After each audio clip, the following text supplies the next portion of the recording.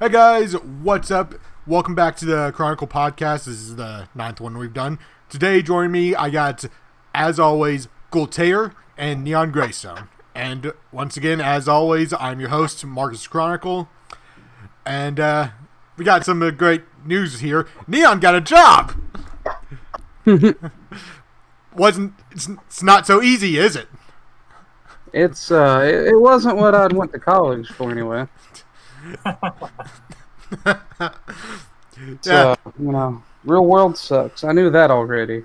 He got a job, and it went so well he doesn't have a job anymore. Yep, I'm set for life. I was wanting to know if you'd had the correct response to that question. Just, working isn't so easy, is it? For you, at the time when you had the job, the correct response would be, I work 30 hours more than you and make $3 an hour more than you. Shut up. But no, you quit. You couldn't handle it.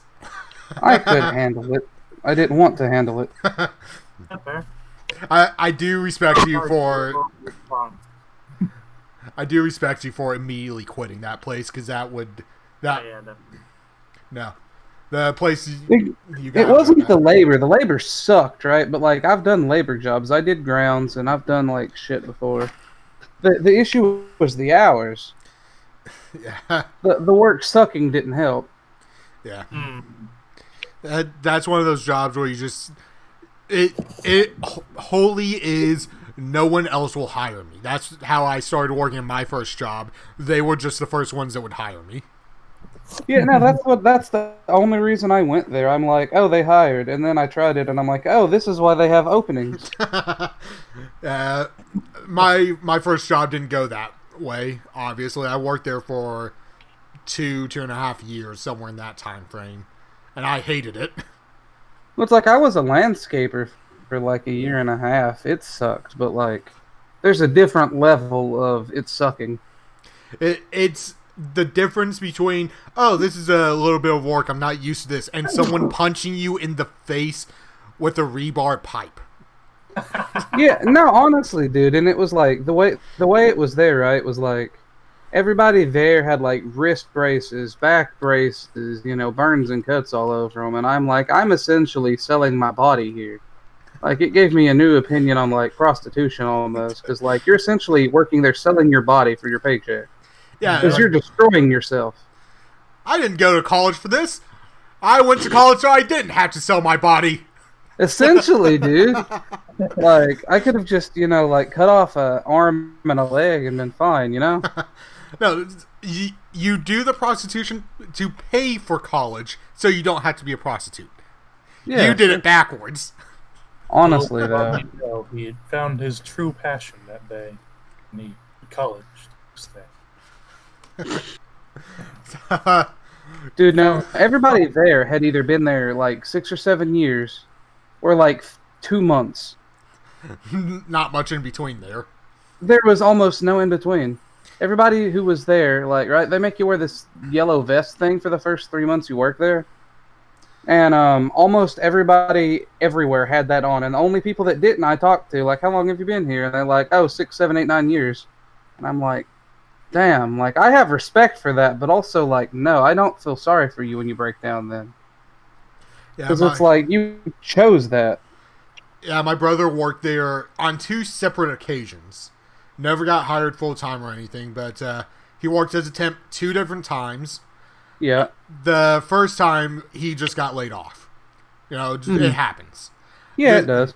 The second time, they partnered him with someone who hated his guts, so he got fired for doing what everyone else was doing.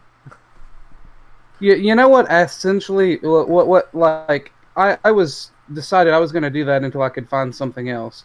You know what? Finally broke me though. It wasn't the work or the hours. So they told me that I was going to end up on second shift after I requested first, right? No biggie. It sucks, but it's a thing. So I went to go talk to my supervisor and ask, if there's any way I could be on first, right?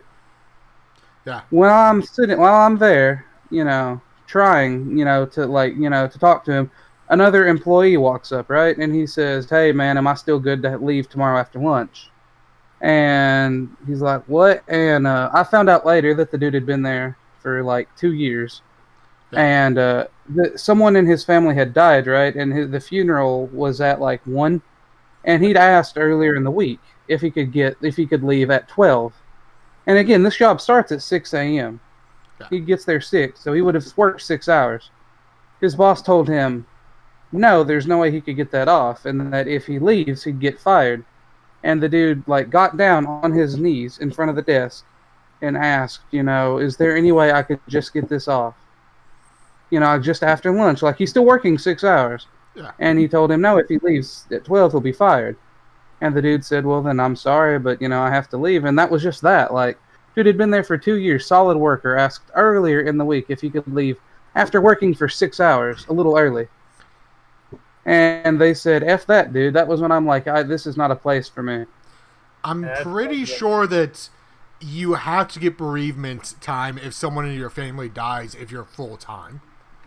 Yes, except for certain circumstances. It only applies to immediate family. Yeah. That place is just not a good place. No, and it's like... I couldn't even, like... I almost, like, vomited in my mouth watching that, dude. Like, that was hard. Oh, yeah, wow. So anyway, like, F that. I called Walmart the next day and asked if they'd look at my resume that I put in for a job that I applied to 2 weeks ago. Hadn't heard anything back from. I figured out why, though. But I talked to them, and they said that, they're going to set me up for an interview Monday, so that'll be fun. Yeah. Guiltare, on maybe some lighter news, how is your job hunt going? It's going all right.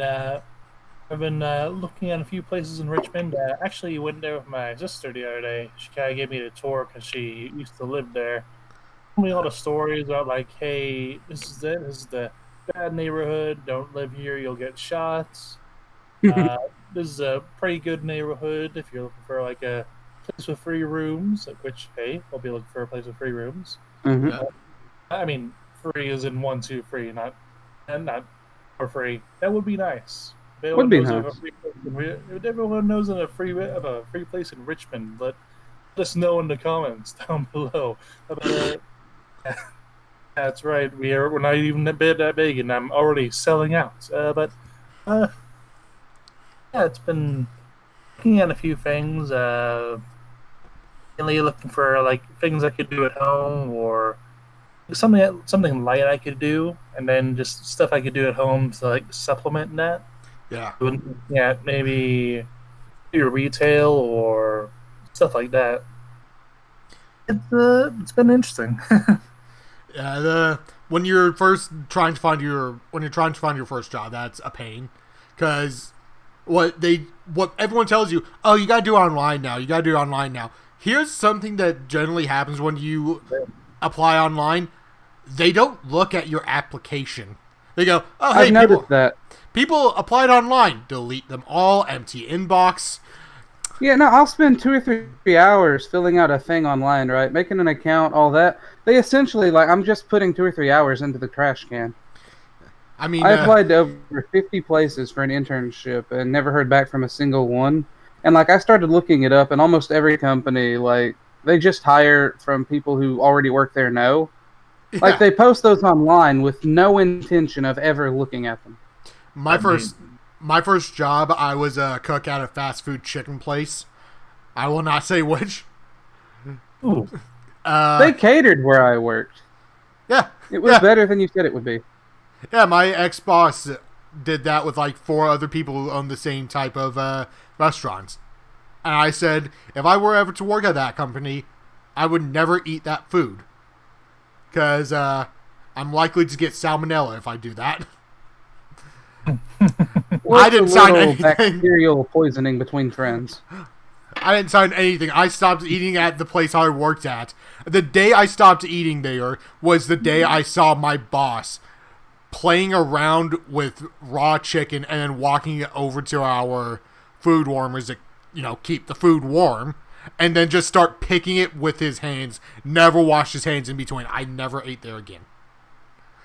And I told everyone, do not eat at this store. Do not do it. Tastes like Do not. salmonella. Yeah. But the only reason why I got hired there is my sister worked there, and I didn't know this until years later. She was a manager.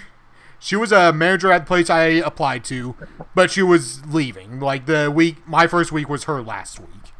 So I got hired because she worked there. I never had an interview. To this day, I've had 2 jobs. I've never once had an interview at my job. I only got hired at the factory because my grandmother is really close friends with somebody who works there. And I only got the one for Walmart after I called. I put in my resume online, applied for like 2 hours. It takes a really long time to apply to Walmart. Yeah. Never heard anything until I called them. Like, you can't just apply online. It doesn't work. Yeah, when I first was looking for a new job for my second job, I tried Walmart's and I could not get a hold of anyone. I put in the application, I think 3 separate times in 2 different cities. I did. Yeah, I applied to 2 different cities, And 2 different times. I was trying to get third shift because first and second shift they paid $10 an hour. Third shift was $15, so $5 bonus.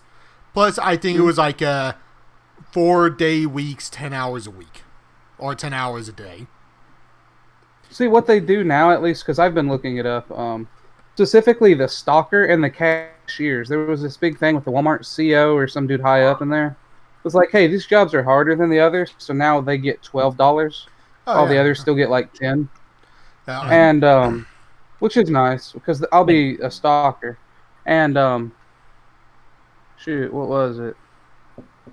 There was something else. Yeah, the reason is apparently what they do is when they put up a job opening, at the time of opening, they've already pulled all the resumes, because what they do is they take resumes from people who have applied in the past and pull those once they need them. Like, they don't actually look at jobs or applications after they post the opening. Yeah. Which is bass backwards. Like, honestly, you're not. That's not how that's supposed to work. Like, it sort of makes sense in some ways, but it's more dumb than it should be. Hold up real quick. I just want to know if I heard this right. Did you say bass backwards? Yes. Okay. I just wanted to make sure I heard that right. But if they give me a call and ask for a job, I'll make sure to throw Guiltare's name out there.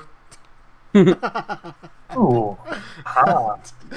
Yeah, you know that neon guy that applied? Yeah, don't hire him. Hire Guiltare. Oh, nice. Nepotism works in my favor.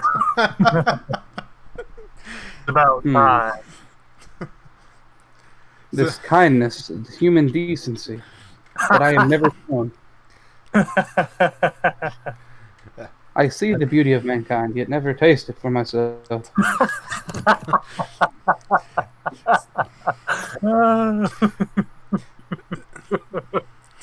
The thing is that we've worked before, just like at the college, so it's like awkward starting somewhere else. I've give up on trying to find ones for what I went to college for at the moment. Yeah, like that's it. If you had a license in the car right now, there would be no reason why. Oh yeah, definitely. But every one that I find though is like a hour and a half drive. Yeah. And since my parents would be taking me, dropping me off, coming to pick me up, and coming back, that's like 3 hours at a time. That's 6 hours of their day. Yeah. And they're just like, that's not doable, and I'm not going to ask it of them. Yeah, some people drive an hour. That sucks, but it's only an hour one way, 2 hours max. Well, I guess the second one would be worse because you're hitting traffic at that time. Yeah, but like even if it's an hour away, that's an hour there, an hour back, an hour there, an hour back.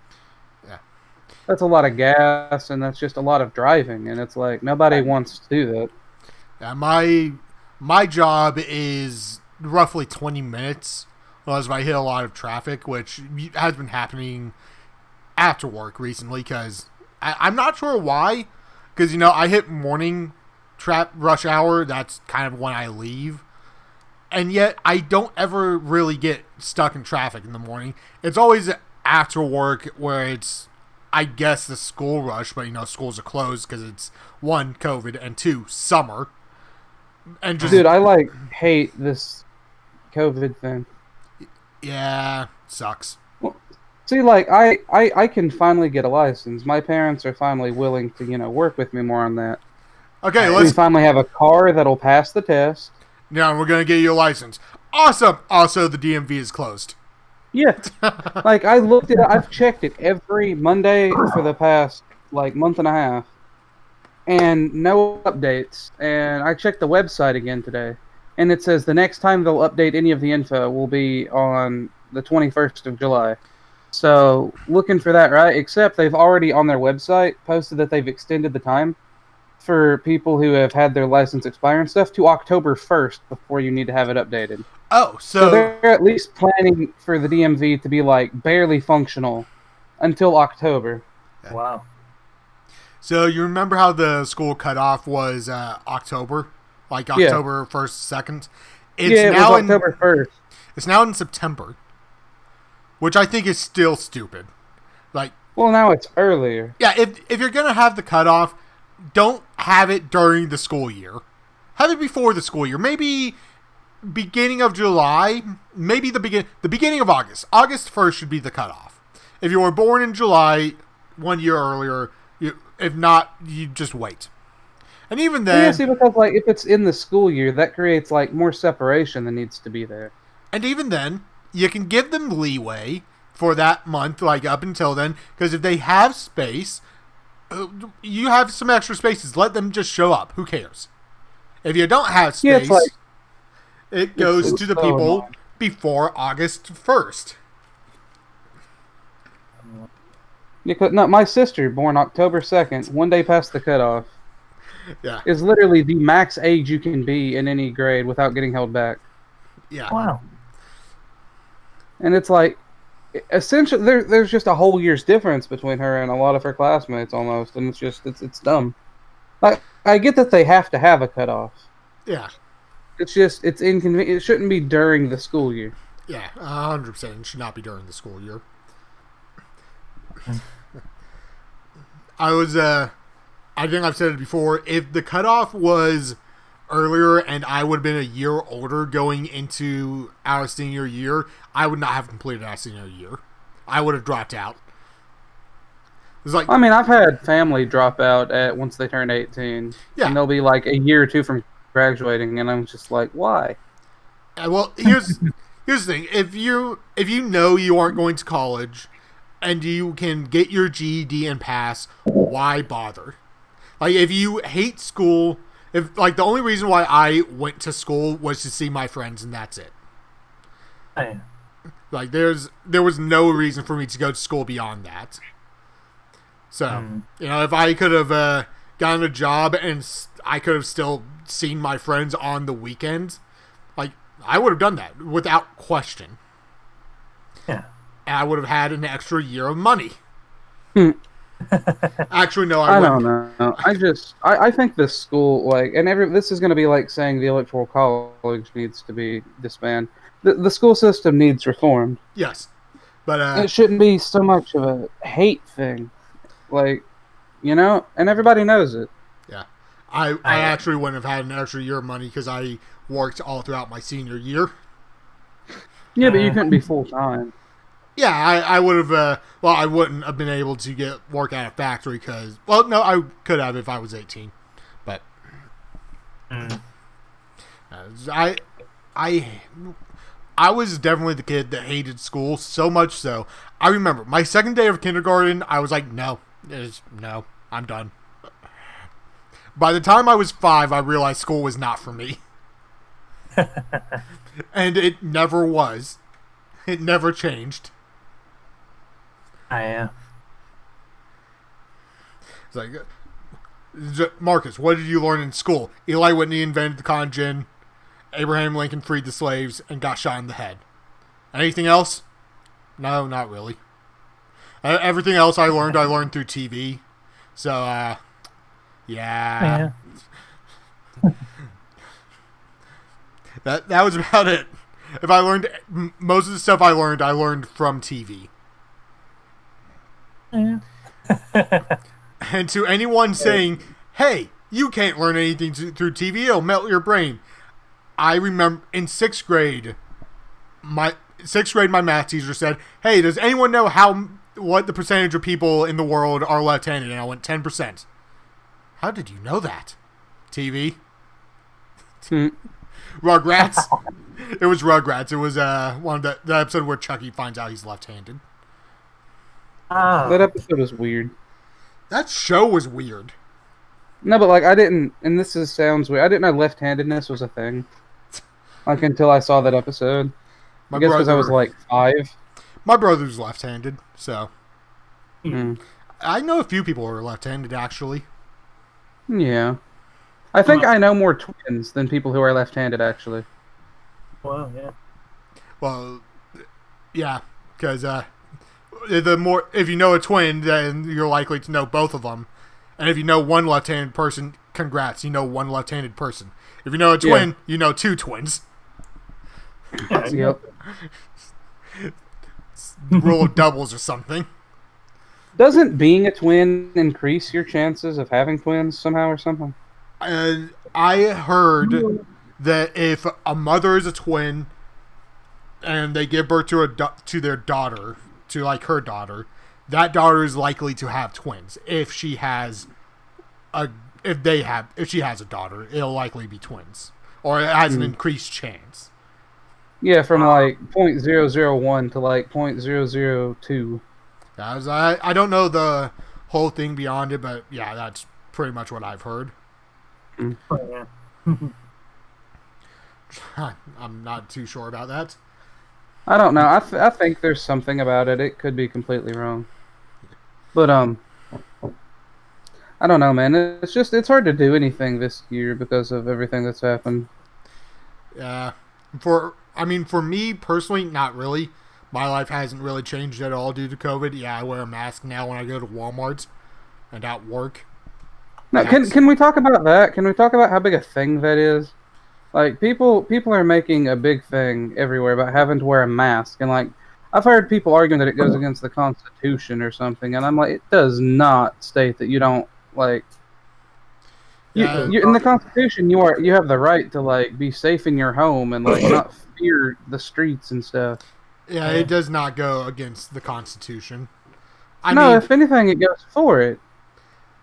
I mean, technically, you can make an argument both ways, and I'm not really the one to get into that, but I can understand making an argument both ways. I think it's stupid if you don't wear a mask and spread the illness or whatever, but then again, I also think that most people are stupid anyway, because I've met a lot of stupid people in my life. It's like I'm the guy who didn't wear shoes at high school one day because I just thought, why not? I don't remember that. Might have been middle school. It was one day I was just like, I'm gonna see what happens.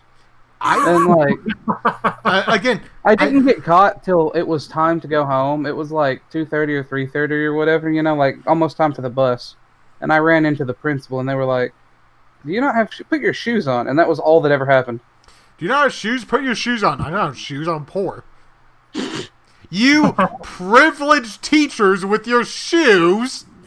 With your shoes and your dental care and your 20/20 vision. How dare you? Yeah, and you're having a retirement plan. No, but it's like I like just why not? But it's like it's wearing a mask is like sneezing into your elbow, or like basically no, it's not even. It's not sneezing on the person directly in front of you. Yeah, it's just like common respect for the other humans around you. Yeah, which eventually it won't matter regardless. Like eventually it'll hit a point where even if we don't have a vaccine or can't get rid of it, there'll be enough ways to make sure that people don't die that no one's gonna care either way. It'll be like strep throat. Yeah, it'll just be a thing of like, oh, you got coronavirus. Here, take this medicine and shut up. Yeah, you'll feel like shit for 2 to 3 days. You might get out of school for it. Have fun. Yeah, eventually it'll be a thing where it's as common. It's just the cold. Eventually, like anyone who's like, oh hey, we'll get to go back to normal when there's a vaccine. Yeah, not really. Well, because the vaccines take a long time to create and send out and test, and also to like even find. It's the quickest vaccine was made in 4 years. That's the Something record. like that. It's like, because you've got to test it, right? Like, it cured this rat. That don't mean it'll cure. You don't ship it out that day. Yeah, but rats and humans are very different creatures. In a lot of the testing they do, like it's it worked on this rat. Maybe it'll work on a guy, and then it has horrible side effects. And It's like you don't have COVID now, but you have like 18 ears on your chest and can't taste anymore. I'm pretty sure they skipped the animal testing this time. I think they just went straight to human testing. Wow. I would not sign up for that. I heard that recently, so I don't know how true that is.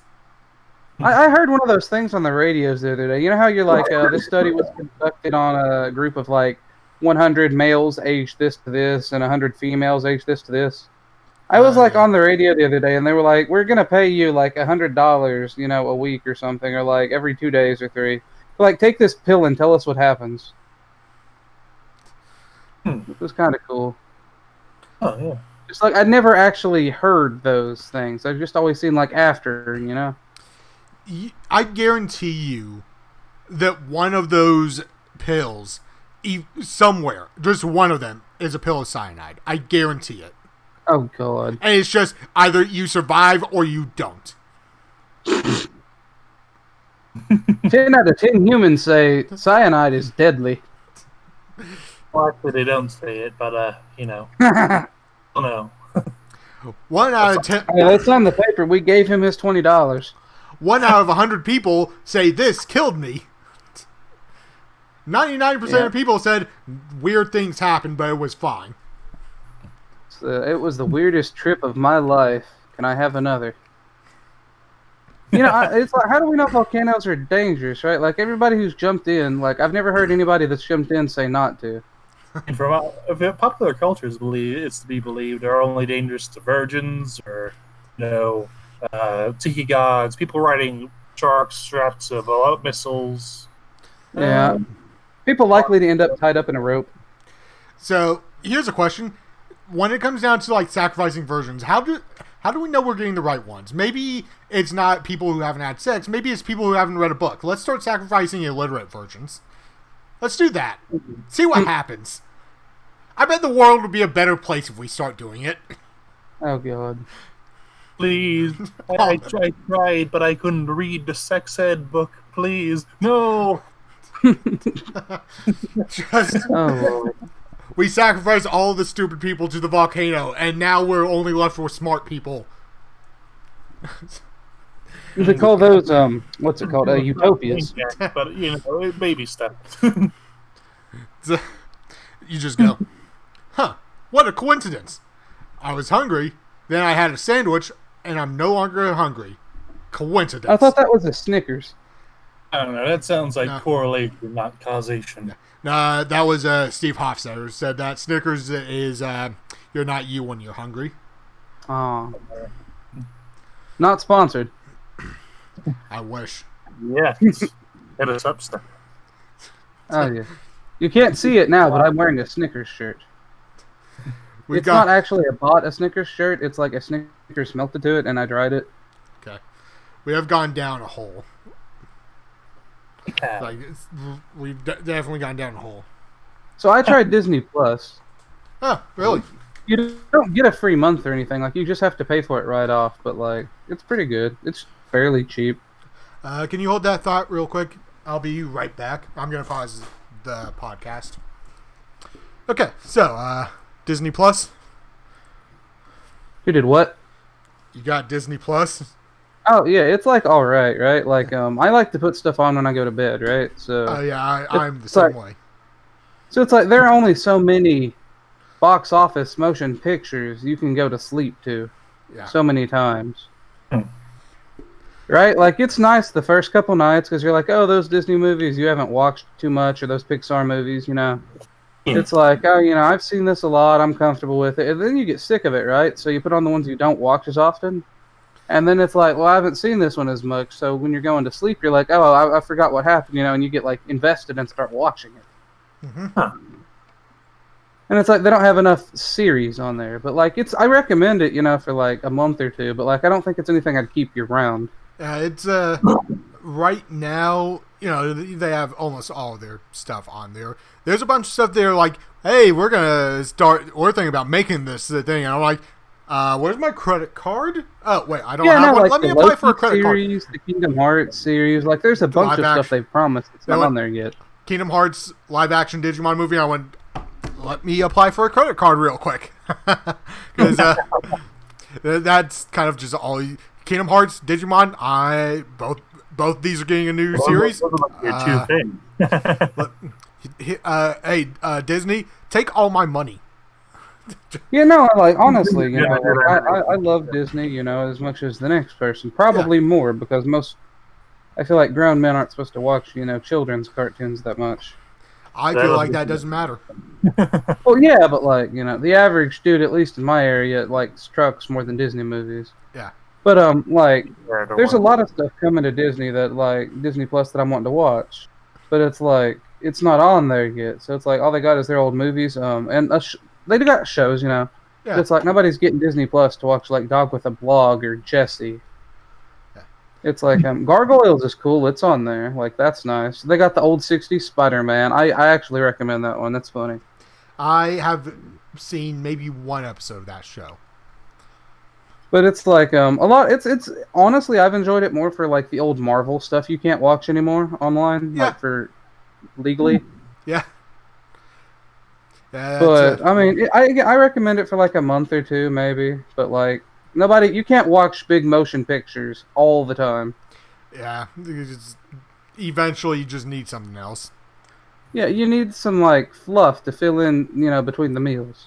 I will say, on the subject of Digimon, the newest episode.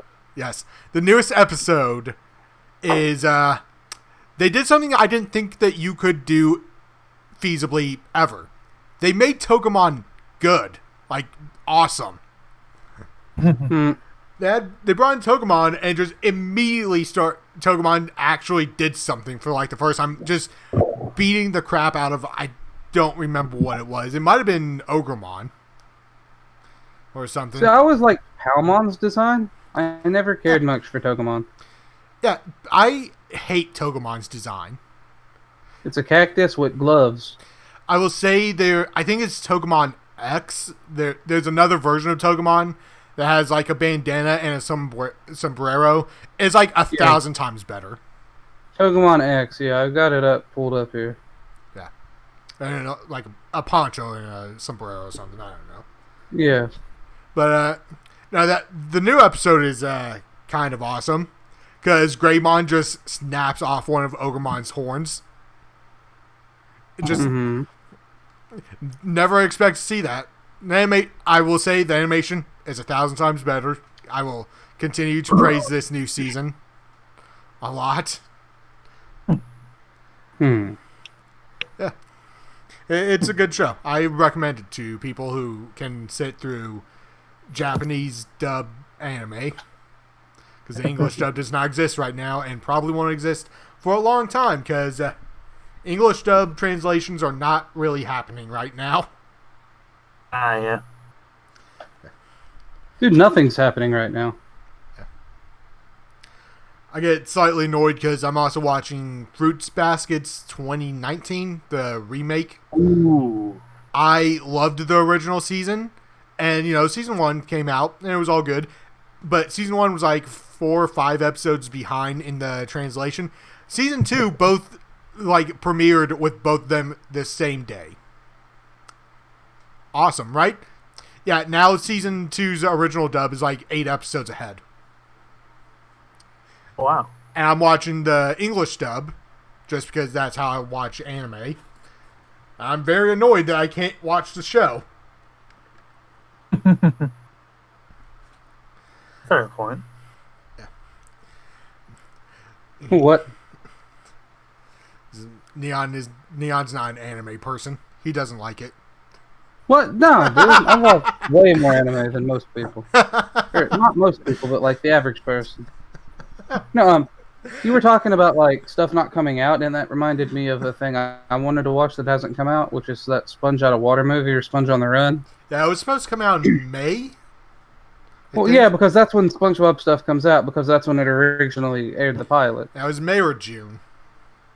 It was, I think, May 5th or like May 11th, something like that. Anyway, so I looked it up, right, like the movie, because it was supposed to come out July 30th, right? It was like its new air date.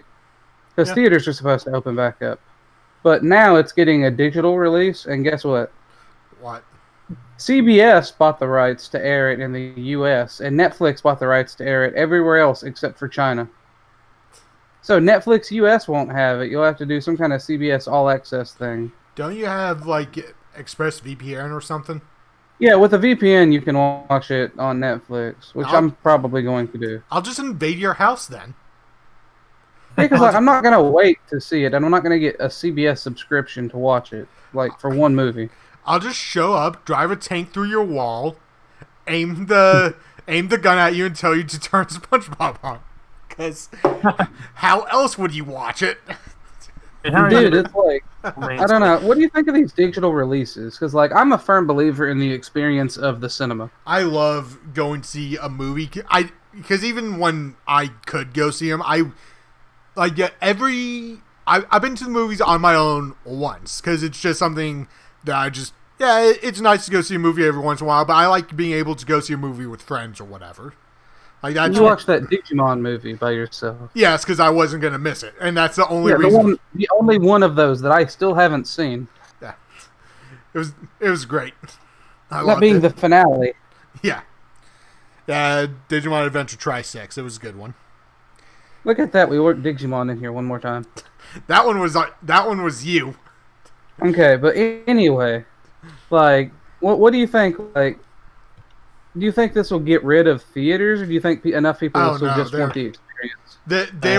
They're always going to be like, you have to watch this in theater movies. Like Avengers Endgame, the first time you watch that, it had to be in a theater.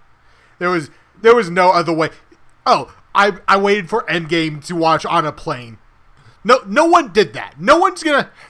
Oh, the next big movie is like, you know what the best way to watch this is? On the smallest screen possible. I'm gonna watch this on my phone, on this app. I'm gonna sit on my toilet and watch Avengers 6. That's how I think that's how I'm gonna finish. Yeah, not for the first time. No one does that first time. That's like you don't first time Avengers on the toilet. That is the 8th time you watch that movie, because you've already seen it 7 times in theaters, and the only reason why it's the 8th time is because it came out on digital that day, and you're like, Avengers.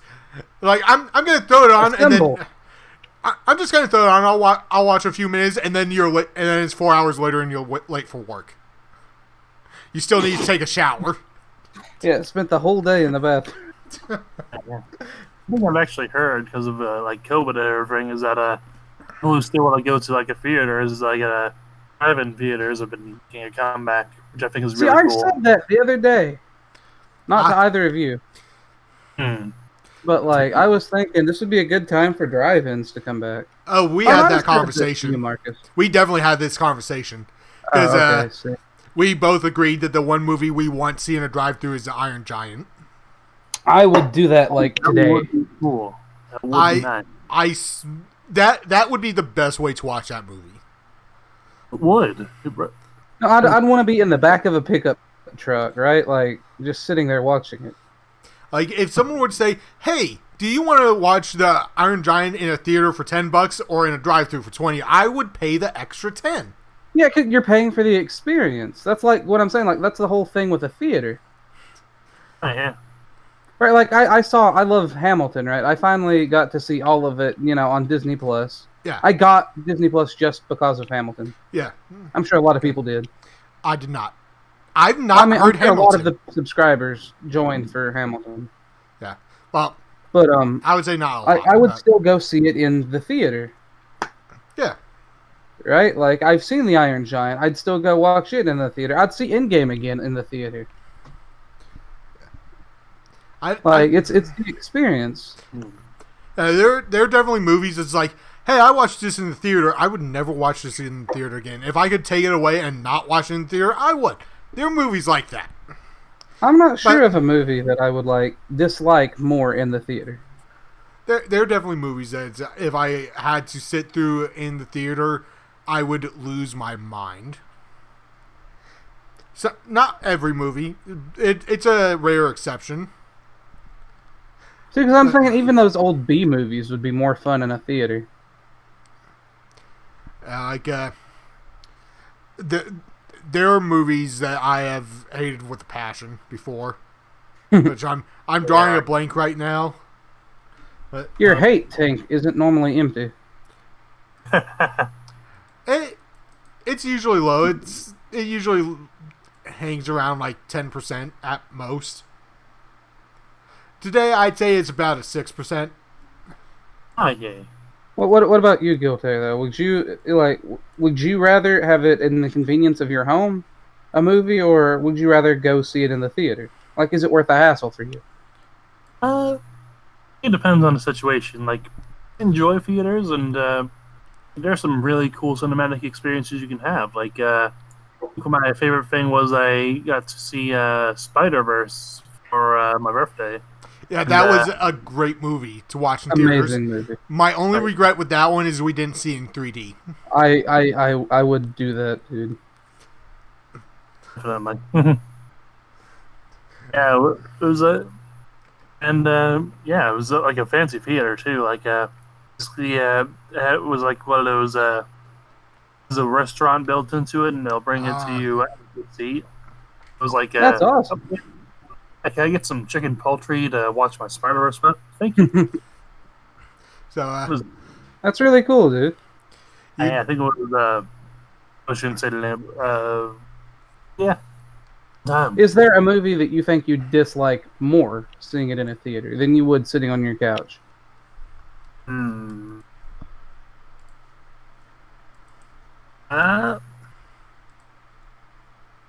have to say Jupiter Ascending. Only because I hate that movie, and I'd hate it more if I had to pay for it. Fair enough. It's expensive to go to a theater. Depending on the theater, yes, it is very expensive. Like, I feel like most of the movies I'm like, I would hate this more in a theater are movies that I would not watch at all. Like, any of the Bratz movies. Like, if I had to sit there and watch it on a couch, I'd be like, okay, this sucks, but, you know, whatever. If I was like, hey, I have to go watch this in a theater, I would lose my mind. Well, there the hassle is just another negative to the negative. It's like I'm thinking a movie that isn't awful by nature. Again, like my other example would be the Hunger Games series, but it was terrible both ways. Yeah, I watched one on a couch and I hated it, and then I watched the next one in the theater and I hated it. See, the poor thing with theaters, right, is it's like a cable company. Or I don't know if cable companies have the excuse, but it's like, for a theater, right, the more they can't lower the price because they have to, stay in business. Yeah. And they have to pay a lot for the movie. So it's like, as they raise the price, less people come, meaning they have to raise the price more, which means even less people come, which it's like a catch-22. They're just screwed until they die. Well, you see, that happens with some theaters, but like the one we've gone to so many times, those prices have not changed since the day they opened.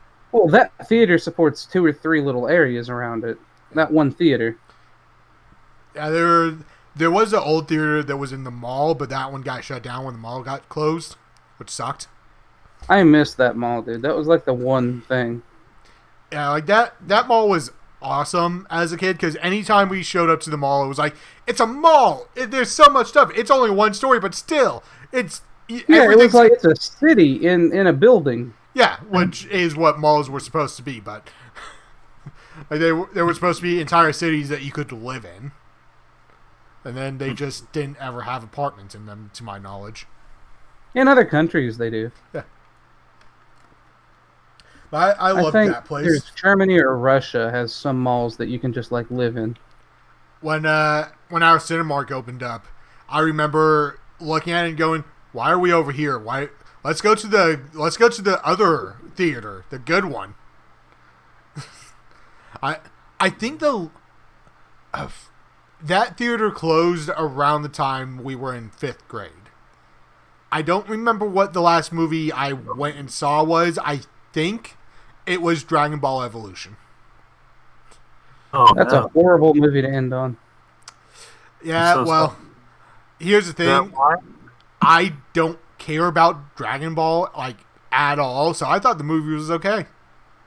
Like, I thought it was you're fine. just like, this is a high school action movie. Yeah, this is just it. I knew it was based off Dragon Ball, but as someone who was not a fan and had never seen an episode, it was okay. It wasn't that bad. Well, has any theater experience beat your first time at a theater?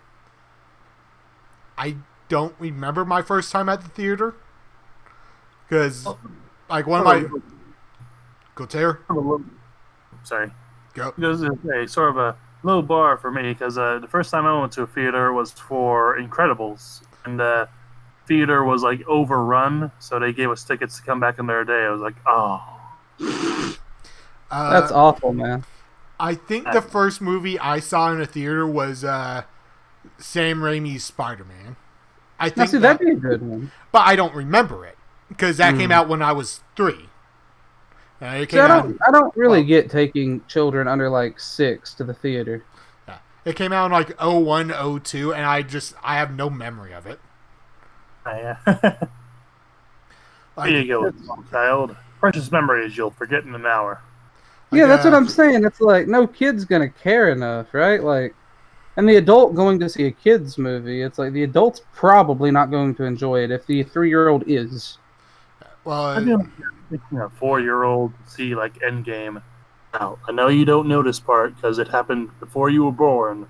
But, No, but it's like more than likely than not, they're just going to become a nuisance to the parent and a nuisance to the other theater goers if the child gets upset. do you remember, Neon, when you and I went to go see Thor Ragnarok? And the woman behind us had the kid that just that hated that movie so much. Just the entire time. This movie sucks. I want to go home. No, I want to leave. And the mother's like, shut up. Just shut up. Just sit down. Now, see, I eat your feel like in popcorn. the Watch a movie. situations, right? If Like- a parent takes a child to a more adult theater or to a more adult like movie, it's probably just because they couldn't get a sitter and didn't want to miss out on the experience. Yeah, and that just like I You can argue understand. whether or not that's irresponsible on the parents' part to like ruin the other theater goers' experience, or It's seeing a parent make that sacrifice. It's the parent's problem. It is entirely But every part of that situation is on the parent. Like, beside the point, I understand needing to get some time and go out. I understand that. But if you're going to ruin 40 other people's night because you wanted a night out, you're a dick. It's like, yeah. just human decency we were talking about, like wearing a mask in public during a pandemic. yeah. I was about to say, I think the people who take small children to movie theaters and the people not refusing to wear masks right now are like the same people. Essentially, right? It's the people who just don't give a shit about other people. It is one thing if you were to bring that kid to a Transformers movie because it's Transformers, who cares? Yeah. Or the only exception of like, this is a kid's movie, shut up, is maybe a Disney movie. Like a good Disney movie, you're like, this is a movie theater, shut your mouth. Well, see, it's like I could see taking your daughter to see Frozen or something, right? But it's like if you're taking your like 2 or 3-year-old to like Big Hero 6 or like Spider-Verse, like yes, that's a children's film technically, but like there are people there who actually want to enjoy the experience. Yeah, it was like even Coco was a great movie. Like that So, is like I could see taking your child to that. well, it's a difference between your kid going, I don't want to be here, I want to leave, and then you just sitting there and going, shut up, and I'm watching a movie. Like if you're doing that, you're a bad parent. If your kid losing their mind, and you're just like, yeah, well, nothing can be done. You could try. You could definitely try. You can fail. Just try. It's like you're setting the kid, because the kid's like, it's not on the kid when they start whining. Yeah. Like, no kid wants to sit in one spot for 2.5 hours and watch something they don't care about. Yeah. No adult does. Yeah. It's like, I don't know. That being a parent like doesn't mean you sign away your rights to happiness for the next couple years. That is definitely something. But it takes a village. They need a support system. Yeah. Fine line. Yeah. But anyway, my first experience, I don't know if it even counts because the first movie I saw like in a public setting was at a library. Like public libraries play movies sometimes, right? Like, have you all ever been to those? I have never been to one, but the one in our hometown, I have seen their theater room. It's small, but I always thought it would be nice to actually watch a movie there. But I've never. Well, and it's free, right? Like you can take your kids, and it's like like 40 people max, and they play movies about 2 or 3 months after they leave the theater. If it is free and there's people talking or whatever, that's entirely different. If I had to spend. If I spent $40 on a couple tickets and popcorn or whatever, and someone is loudly screaming in the middle of the theater, I want to kill them. Like, but I saw Shark Boy and Lava Girl, and we had to pay for tickets. This wasn't the hometown theater. This was like a slightly bigger library, like an hour away. My first time at an actual theater was with you. It was to see the second SpongeBob movie. Both of those experiences, I think, were really positive for me. I liked them, and it set up a love of the theater. You had been to a movie theater once, twice before that with your neighbor. No, that was one of the times, was to see Shark Boy and Lava Girl, and I hadn't been any other time. Oh, I thought you had gone to an actual movie theater at some point. No, I think I told you that the first movie I saw in theaters, I used to say was Shark Boy and Lava Girl, but it wasn't a theater. No, you never told me your first time in a theater wasn't an actual theater. Oh. I also don't think you ever told me it was Shark Boy and Lava Girl. It was cool, though. The place had, like, the 3D glasses. The cheap ones. Yeah. But it was cool, where one lens was blue and one lens was red. Yeah. But what bugged me, though, was they were the normal ones, right? And it's like they had Shark Boy and Lava Girl themed ones. Because I'd seen them, like, in places, like... I had a pair of those glasses once. I had a pair because I think for my birthday, it was probably for my birthday, one of my relatives got me Shark Boy and Lava Girl, and it had one pair of 3D glasses that me and my brother had share when watching that movie. No, and the whole movie is set up for those glasses, right? So, like, there are parts of the movie that just look, like, awful without them on. Hey, here's one pair of glasses for this family movie. I guess we aren't watching it in 3D then, because one person will actually get to watch the movie properly. No one else will. I don't think it has a non-3D mode, does it? The DVD did. Because you could turn it on and off. Because I know that was one of the movies that was made for those blue and red 3D glasses. Yeah. I had a Scratch and Sniff movie once. I never had one that came with glasses, but I had a Scratch and Sniff movie once. Yeah. The Shark Boy and Lava Girl was not entirely 3D either. Like there would be moments if you turn 3D on where it would stop and say pop-up message that says put your glasses on now, and then it would switch to 3D, and it would eventually say you can take your glasses off. So when I watched it in the theater, there were prompts that told you when to put them on and off. Yeah, that's what I'm talking about. It would do that. And then you could just watch the standard version that wasn't 3D. Yeah, see, I didn't know it had a version like that. Yeah. But, Scratch and Sniff DVDs were a thing. Do you remember the TV ads for Shark Boy and Lava Girl? No. I do. And I remember when I finally watched the movie going, TV lied to me. The fire did not go that far out, because the way the ads are set up, they'd show a movie theater with a bunch of people in it, and this stream of fire would come from Lava Girl, and everyone would react like it was actually coming out and look up as it does not come out that far. They lied to us. That's like, yeah, no. I remember that movie being really hyped as a 3D movie. But, like, I don't remember any of the ads, but it's like, yeah, those 3D glasses don't do much. Yeah. So, I've seen 3D like that, though. If you ever go to Disney World, there's a Muppets show that's like that. Like, you literally can see different parts of it if it's above or below you and, like, beside you. It's really awesome. I don't know how they do it, but it's, like, amazing. Neon, I just remembered something. There's... I assume that when you play your VR system, you have to wear your glasses. Yeah. I found out watching Rooster Teeth's Achievement Hunters Off Topic podcast, there's a company that you can send them your prescription and they will make you VR lenses in your prescription. That's amazing. And it's like $20.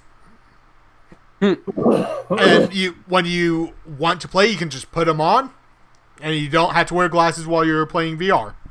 Now, see, that's awesome because, like, the little adapter piece that comes with the Oculus, it, like, pushes the headset, like, another 4 millimeters away from your face. You're like, well, that's nothing.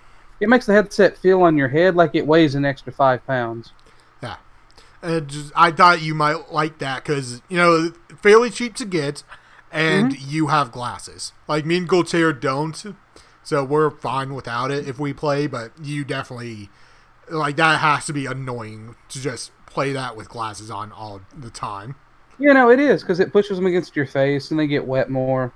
And, it's like, I've played it without them on, and it's like, it's not a good experience. Yeah. So, what I don't get, right, is why, I don't see why you can't have it, like, pixel shift, or, like, do something. Like, since it's just one eye and one eye, to calibrate it to your prescription when you put it on, right? Like, oh, this is my glasses prescription, and it'll do this to the pixels to make them shift to the correct pattern. I would assume because that would take a lot of programming that most people would not be capable of doing.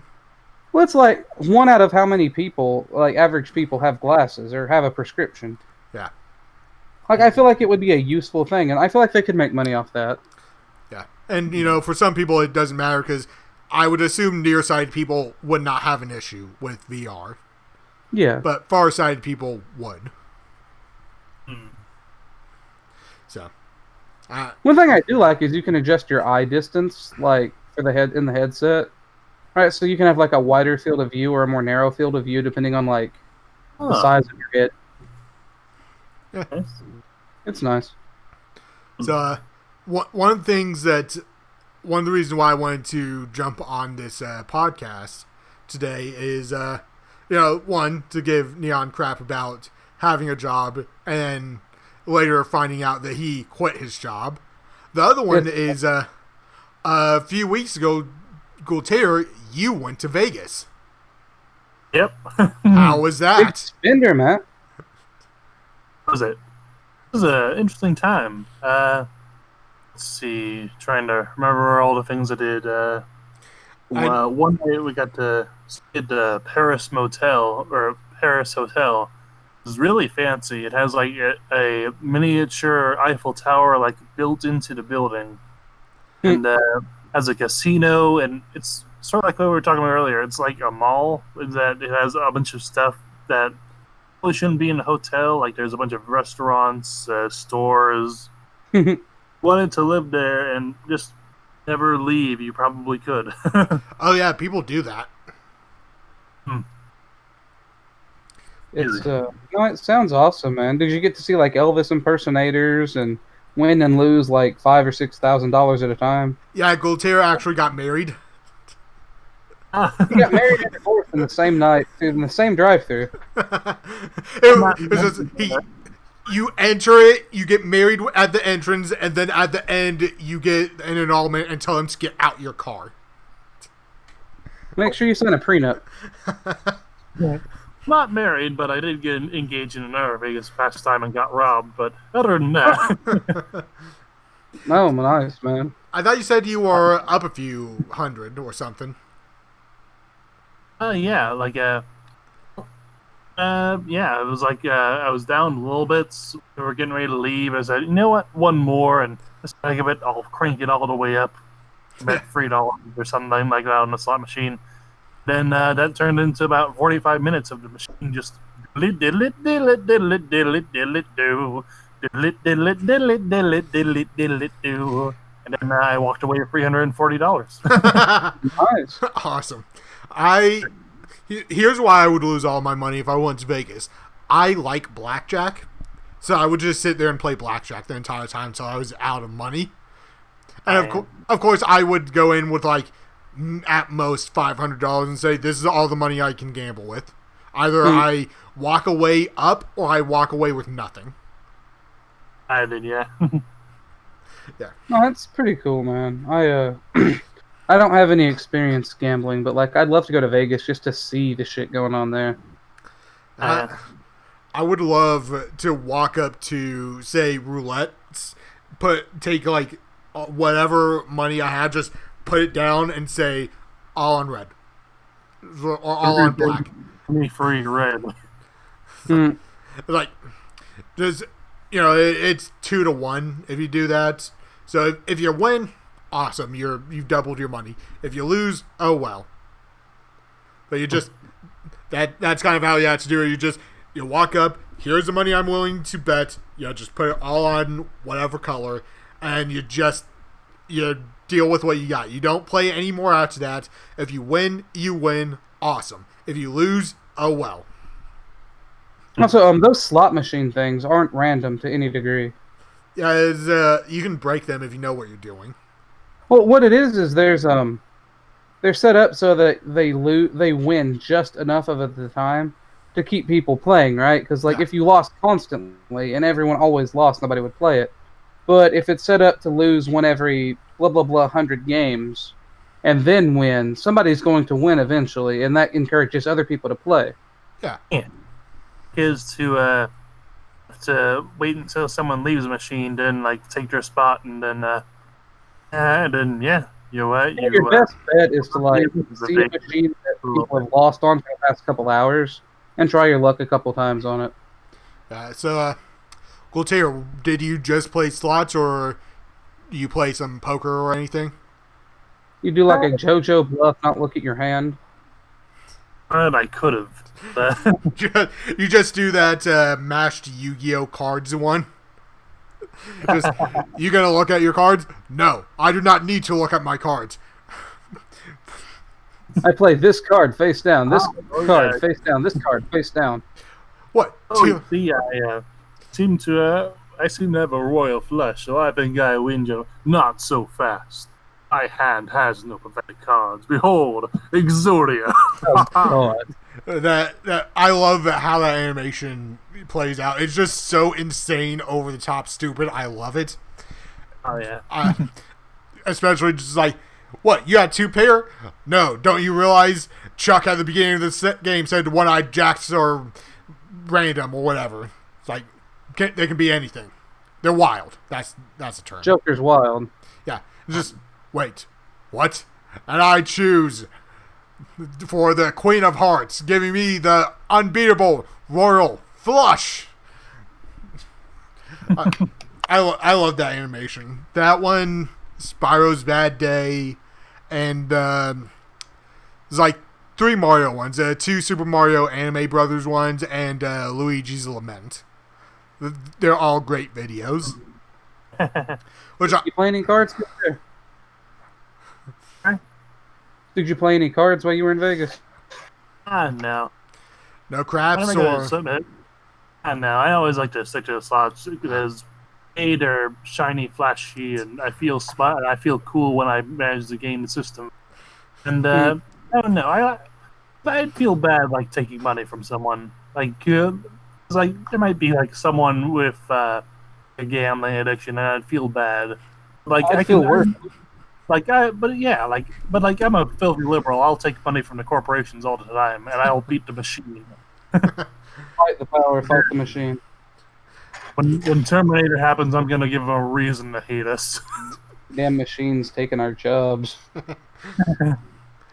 I as a comeback to Oscar, because I mean, you know Oscar Guiltare. He was like a right asshole. I kept telling him all the time, I'm going to write a program to take his job from him. Because I don't know, he was always going on about how his degree, is useful, and I'm just, so I can literally write an algorithm to replace you. Since what he, one, saying his first name means nothing. Two, no one knows his last name, where he lives, anything about him. Do you want to say what his degree was for, like what he was planning on doing? He's a business major with a focus in advertising, marketing. So, please, how far are you into replacing him? Because I feel like we could get this going like right now. That's what I'm saying, right? Like, wasn't that hard. He was talking to me about it once. It's like, it's stuff as little as like, if you put red or this color near your store and it's like near this area, people are more likely to look at it. Yeah. Like, I learned a lot about that in Calculus 3 one afternoon when my teacher got bored and started talking about business, and it's like, then I feel like he did from his degree. Not to slam business majors or advertising majors, just like specifically him. Yeah, he specifically is a bad person. Everyone else, I'm sure, is fine. I'm like, I don't know you. He is a bad person. He abandoned me on the streets of Paris without a phone. Yep. Granted, I would abandon you in another country, but you would have a phone if I did so. Yeah. See, like, I had to walk up to strangers, hope that they spoke English. I did this for like an hour, and then hope that they would trust me enough to let me use Google Maps on their phone to find my hotel.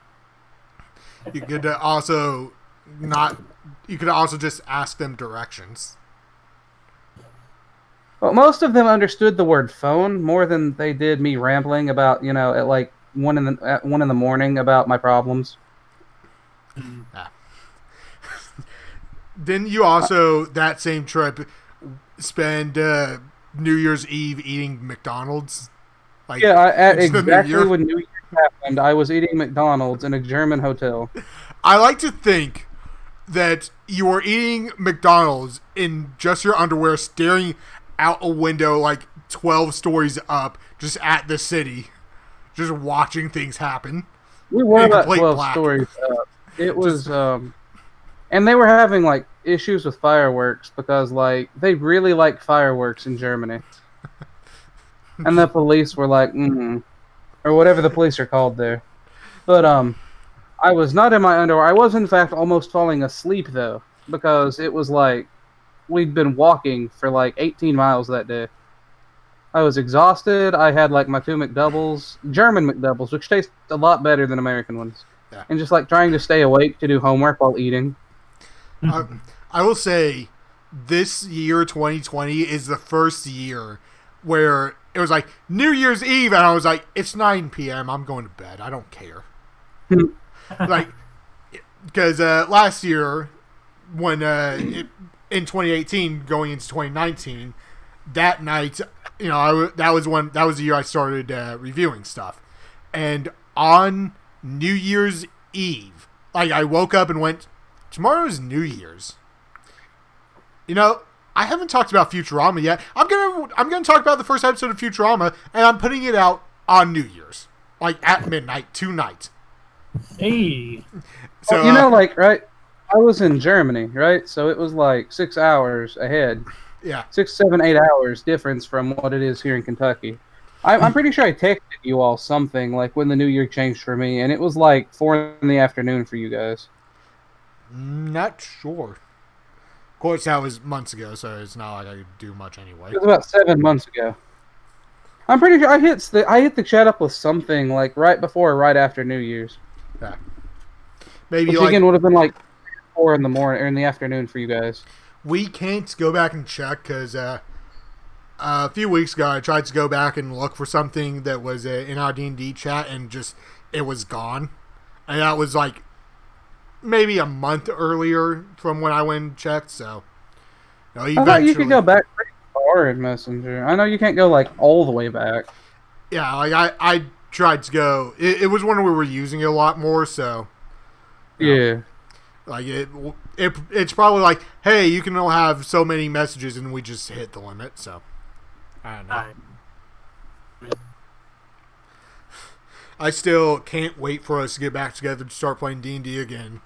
Dude, I'm missing it so bad. Well, especially because the role I want to play in our next session, which is the one we have to record, is something that I guarantee it'll be the first time Guiltare is just on board with everything I want to do.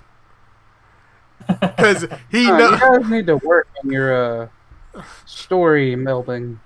Yeah, exactly. Because it's something that's like, hey, if this were to happen, then we can do this. But if it doesn't happen, just kind of whatever. If we summon the Tarrasque in the first hour of playing, before we've got the party all together, and then we no longer have the plane we stand on. Hey, Timmy, is it okay if instead of being a demon possessing an item, I can be a Tarrasque possessing an item? Or a demon possessing a Tarrasque. Marcus Aurelius Chronicle the Third. How dare you? Dear God. Did you just? I will not allow a Tarrasque to be in my game.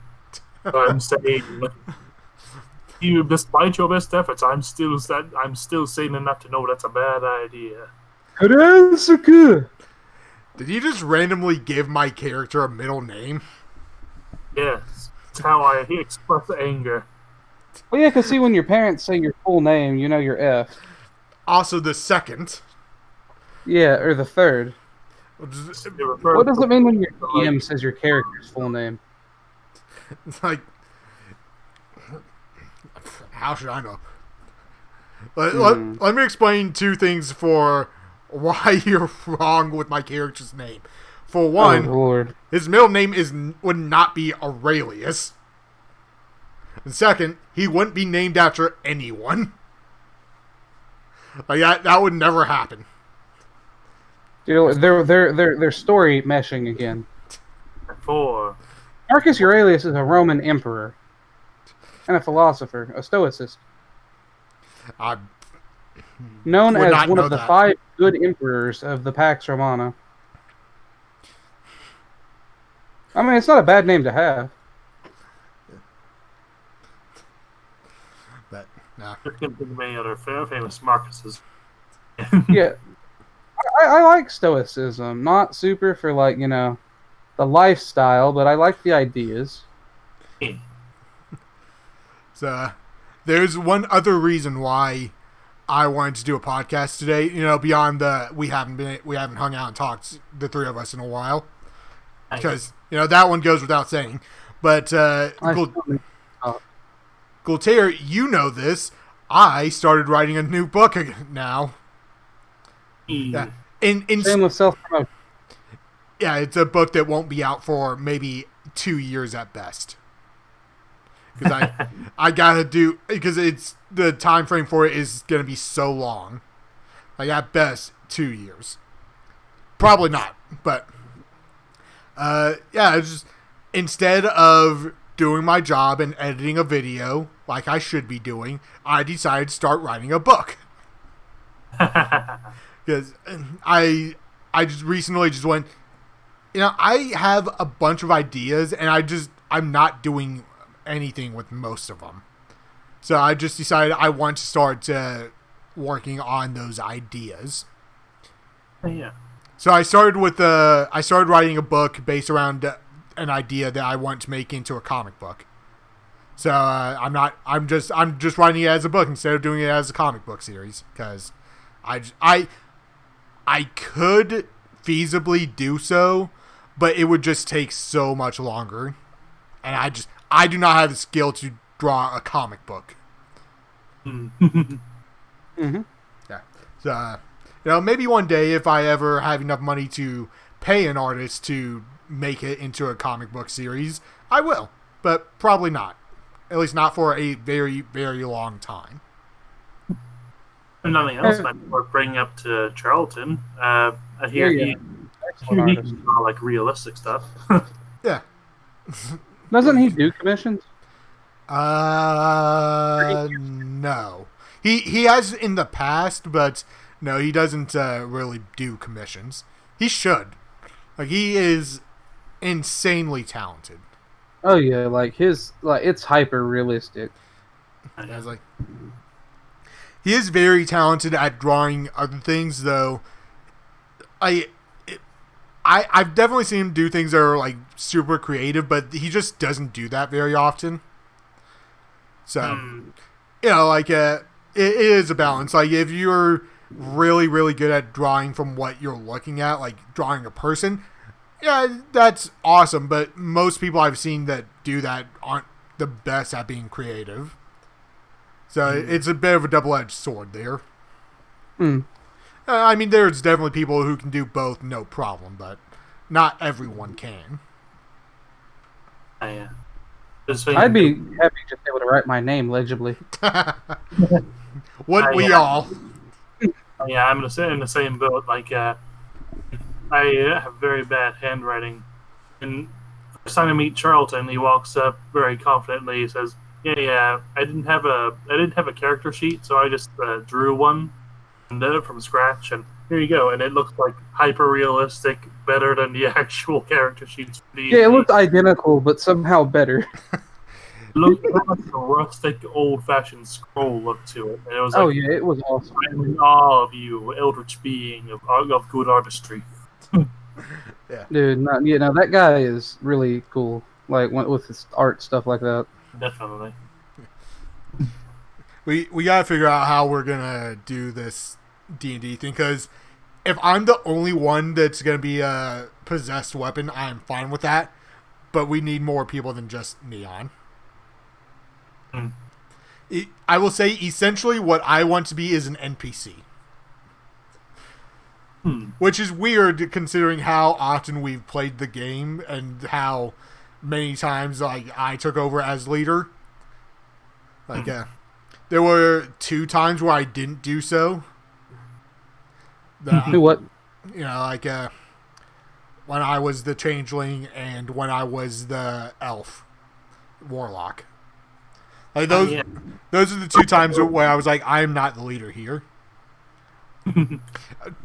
To be fair, when I was playing as Vincent as well, I would say we didn't have a leader there, which made it a lot more fun. Yeah, it was just dynamic like duo. Monkeys and typewriters. Let's see what we can come up with today to make Timmy's life worse. Hey, Timmy plays with nightmares for the next week. You're the one that brought in the blind swordsman. That was not on us. We never knew he was supposed to be cool. Hey, you knew. No one knew. And you made him a nerd. What was his name? Morimasu. Can you say that again? Without the phlegm. Morimasu. Mattel Morimasu. I'm just gonna type it. You guys are no fun. Kato Morimasu. Kato Morimasu. Kato Morimasu. I feel like that. Why does that not sound like his name? That's not what we called him. No. What did we call him? Mainly blind, but. Did we ever ask him his name? We knew his name. Give me 1 second. I got my book right here. I'm giving him a different name. I don't know. I've been writing a bunch of stuff in a fan game. Important name. It's been up a lot. Yeah. Where is that? To be fair, he was the most fun character in the campaign. Yeah, I did enjoy Arden. it. He got the most laughs. His name was Arden. Arden, that was it. Yeah. I just remember going, hey, sorry about that, Arden. Didn't see you there. And it was always the thing of like, one person would make a blind joke and it would be Neon or I, and then it would be 6 minutes of us just making blind jokes. He was the straight man. And it was great because inevitably, every single time Guiltare would just go, "He's supposed to be cool. Why did you do this to him?" I mean, not every time. I mean, maybe once. My favorite thing is, and I don't remember what was said, when you accidentally made a blind joke. Oh yeah. It's like You have the look of utter hatred my children would bear towards you for 5 generations. it only happened. It only happened once. You did it on accident, and I just saw the look in your eye that said, "I messed up. I should not have said that." That he knew he'd fucked up. And me and Neandras did not stop. Well, it's like the world had no straight man in it except for Arden.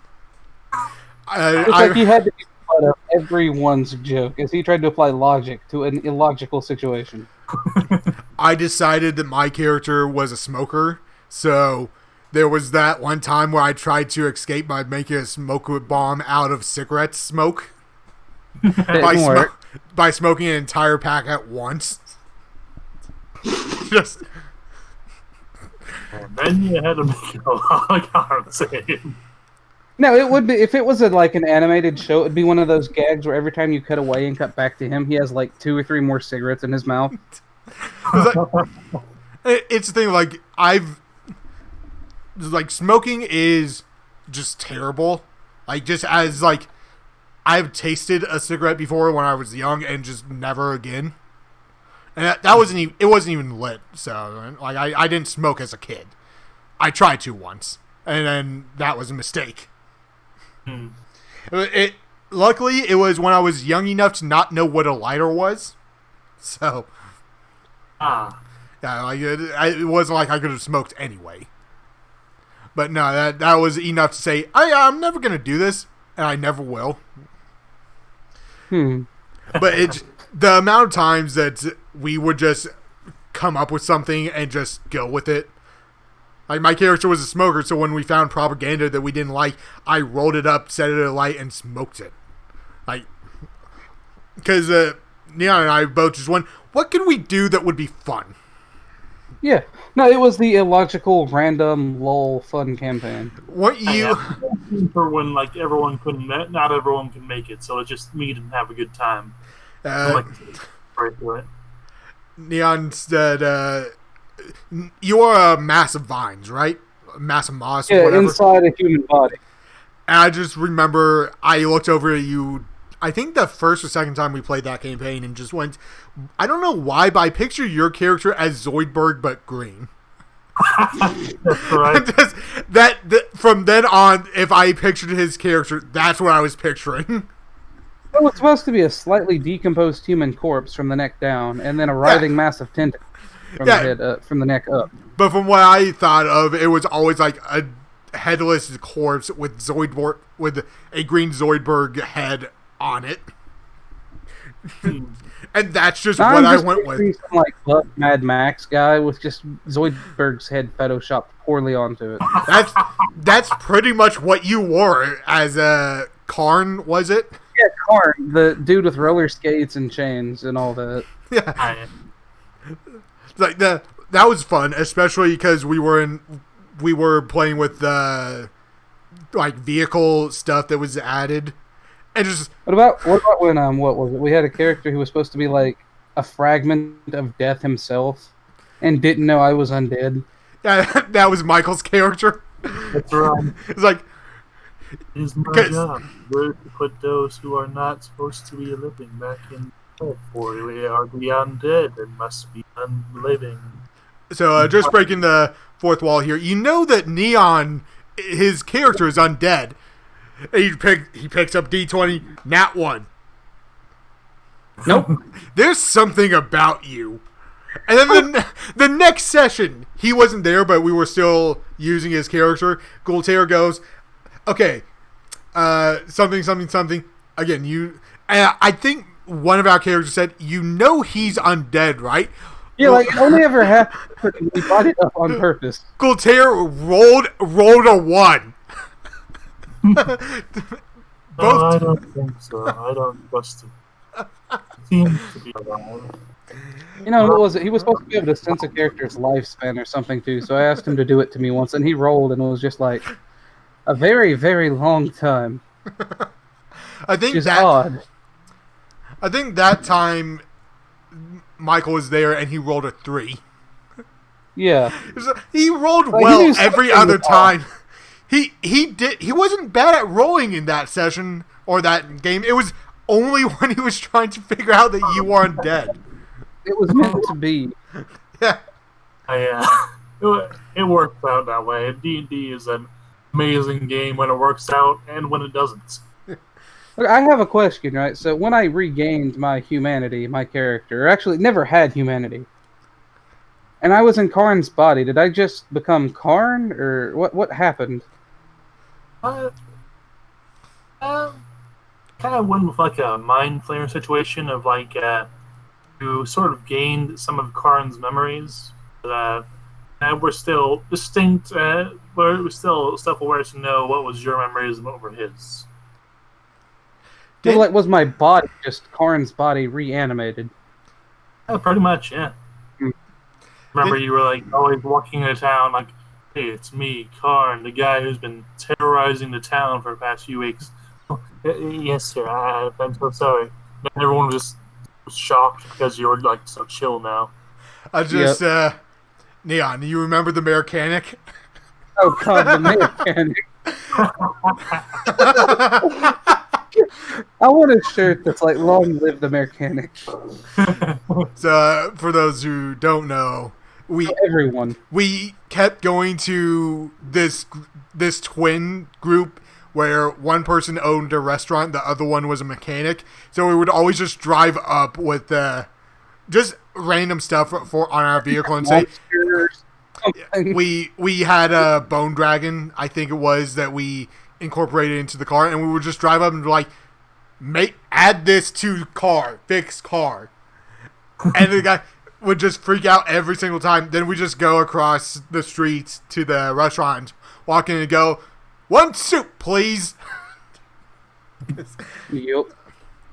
That was sort of the thing, right? Like, that dude's was essentially, our house was like our home base or his shop. Because we'd gather after every big monster hunt and just, like, you know, do something with this.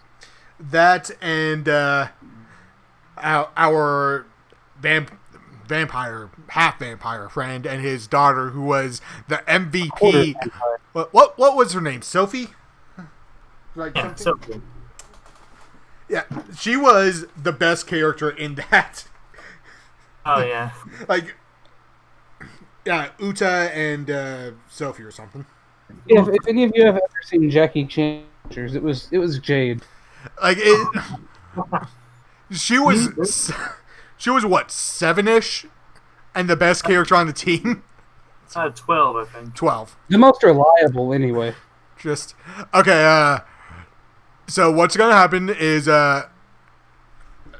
what was your character name, Neon? Do you remember? Nick, maybe? Yeah, Nick. Yeah, it was. It was Vincent and Nick. We'd be driving into a place and I'd go, okay, so Uta, what's gonna happen is Nick and I are going to go in, guns a-blazing. You're going to stay out of the car, and Sophie is gonna man the turret. My daughter's not here. Sophie, you get to man the turret. Okay. What? Just every time, we just kept putting her on the gun. Yeah, she became a very excellent shot. Giving my daughter firearms. Oh. I remember telling her at one point, if someone comes up to the car, you just swing the turret and aim it at their face. Yeah, if it's not one of us. Vincent was not a good influence at all. Not at all. I need you to listen here. This is a gun. Someone comes up to you, just squeeze the trigger and it'll make the bad person go away, okay? You point it at their face and pull the trigger.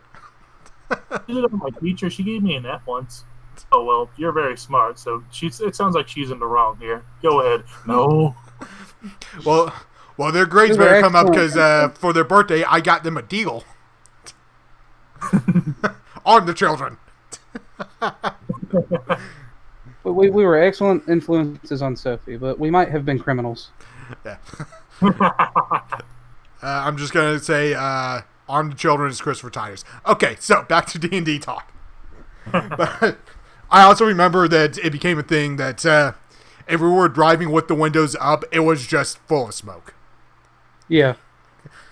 Your character liked to hotbox the car, which was fine for my character because he didn't have working lungs. Yep. Then there was poor Arden, who was just like Dying. already dying and going to make me asthmatic. What is wrong with you? Arden, the smoke is so thick I can't see. Dual driving. What the hell? That's a problem. Oh yeah, that hasn't been a problem before. We Just should just keep going. we should bring those characters back one day.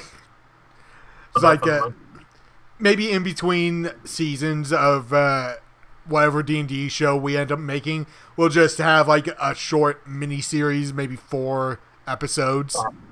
And like a little break to recharge and work on my improv skills. Yeah.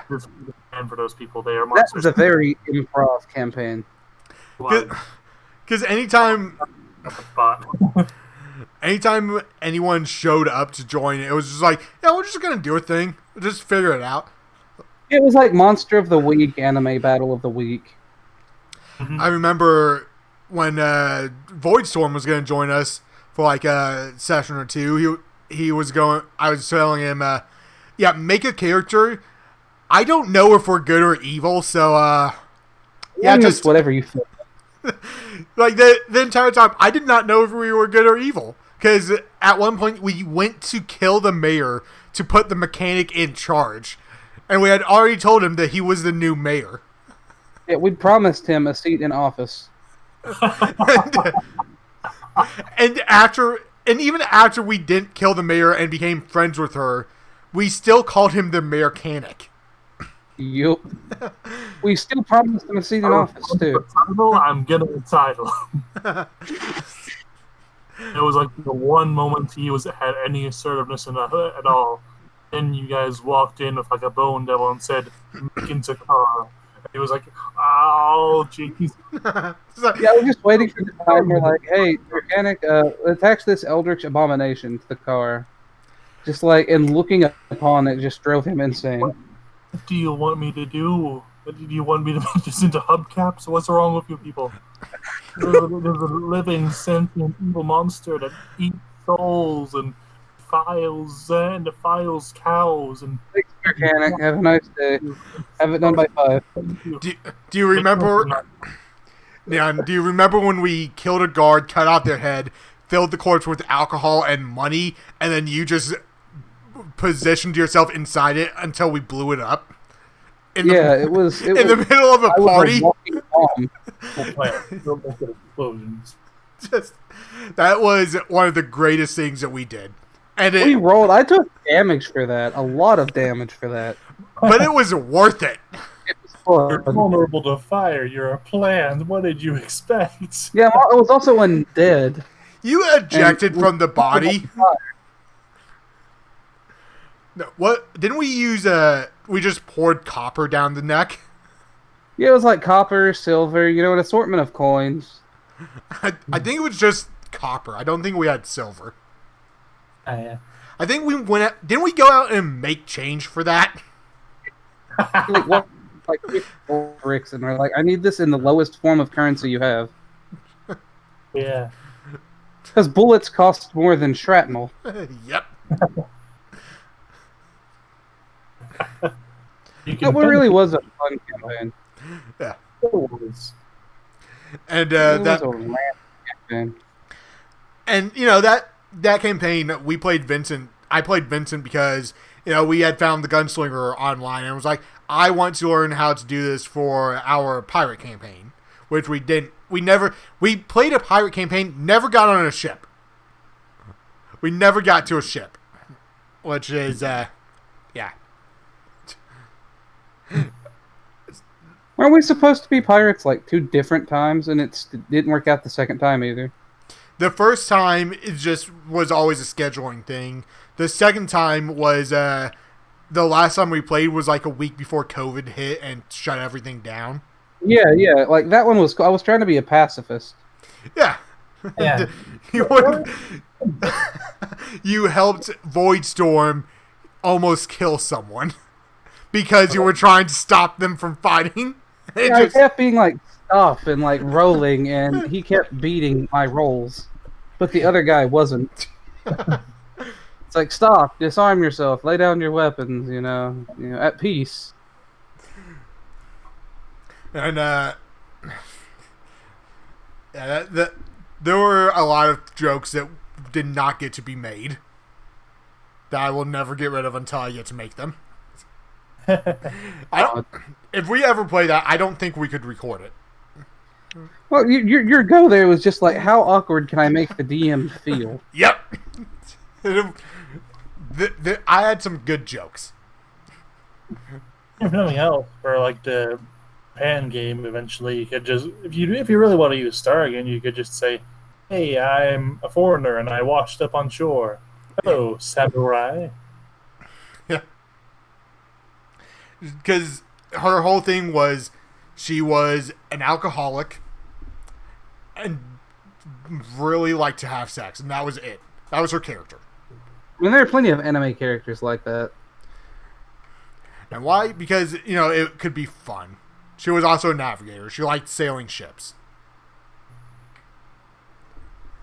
That was her character. Aggressive lesbian who knew where to sleep. Yeah. Yep. The only thing that could distract her was alcohol. That was the number one thing. But there were much deeper reasons as to why her character was the way it was that we never got to. Yeah. I got like 3 sessions in, if that, maybe 2. I think it was only 3. Yeah. I'm excited for this next one because, like, as much as I like all the campaigns and stuff, it would be nice, like, actually finish a campaign or, like, at least tell, like, a complete story because all of our campaigns end up getting cut short.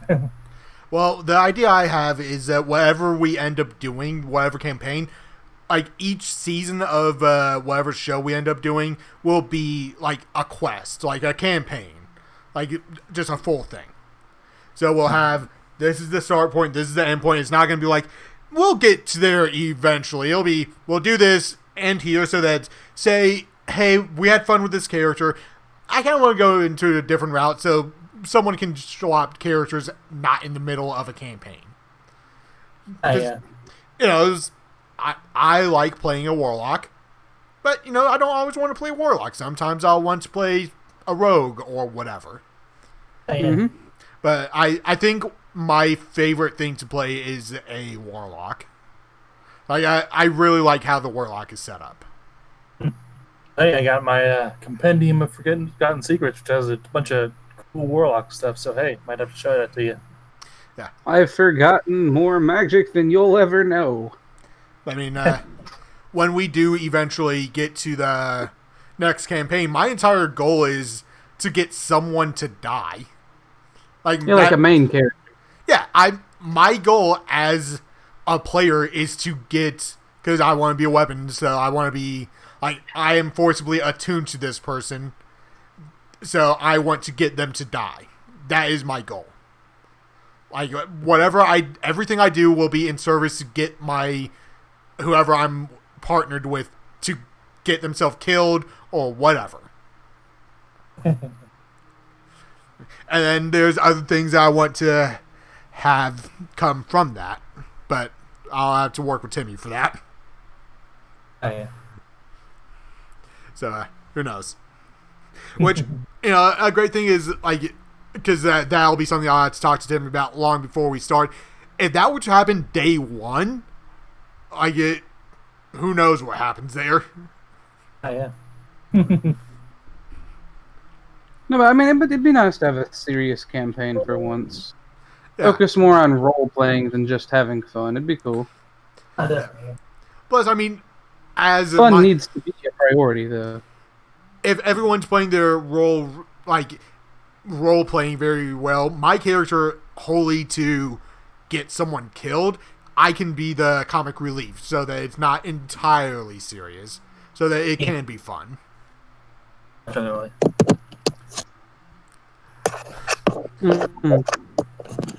So, like that, I'm definitely looking forward to that. Oh yeah, man. Well, I think everybody is.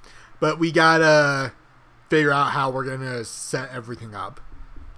Well, I want to go all in on this one, man. Like, if we could get like some game pieces, some maps. yeah, like I'd get cool hats and like a staff or something. It'd be cool. yeah,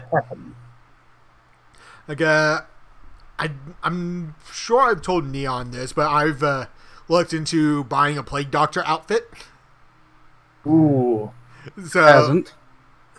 who knows? Because I was just thinking a few weeks ago, you know what might be fun? What if I just showed up on my sister and brother-in-law's doorstep dressed in a Plague Doctor outfit? Just see what happens. Not tell them, but just mess with Just them. start chanting at them in gibberish.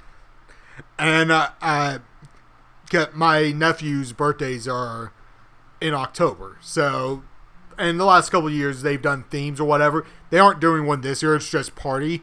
But I told them, hey, you know what might be a fun theme? Costume party, because there's probably not going to be trick or treating this year.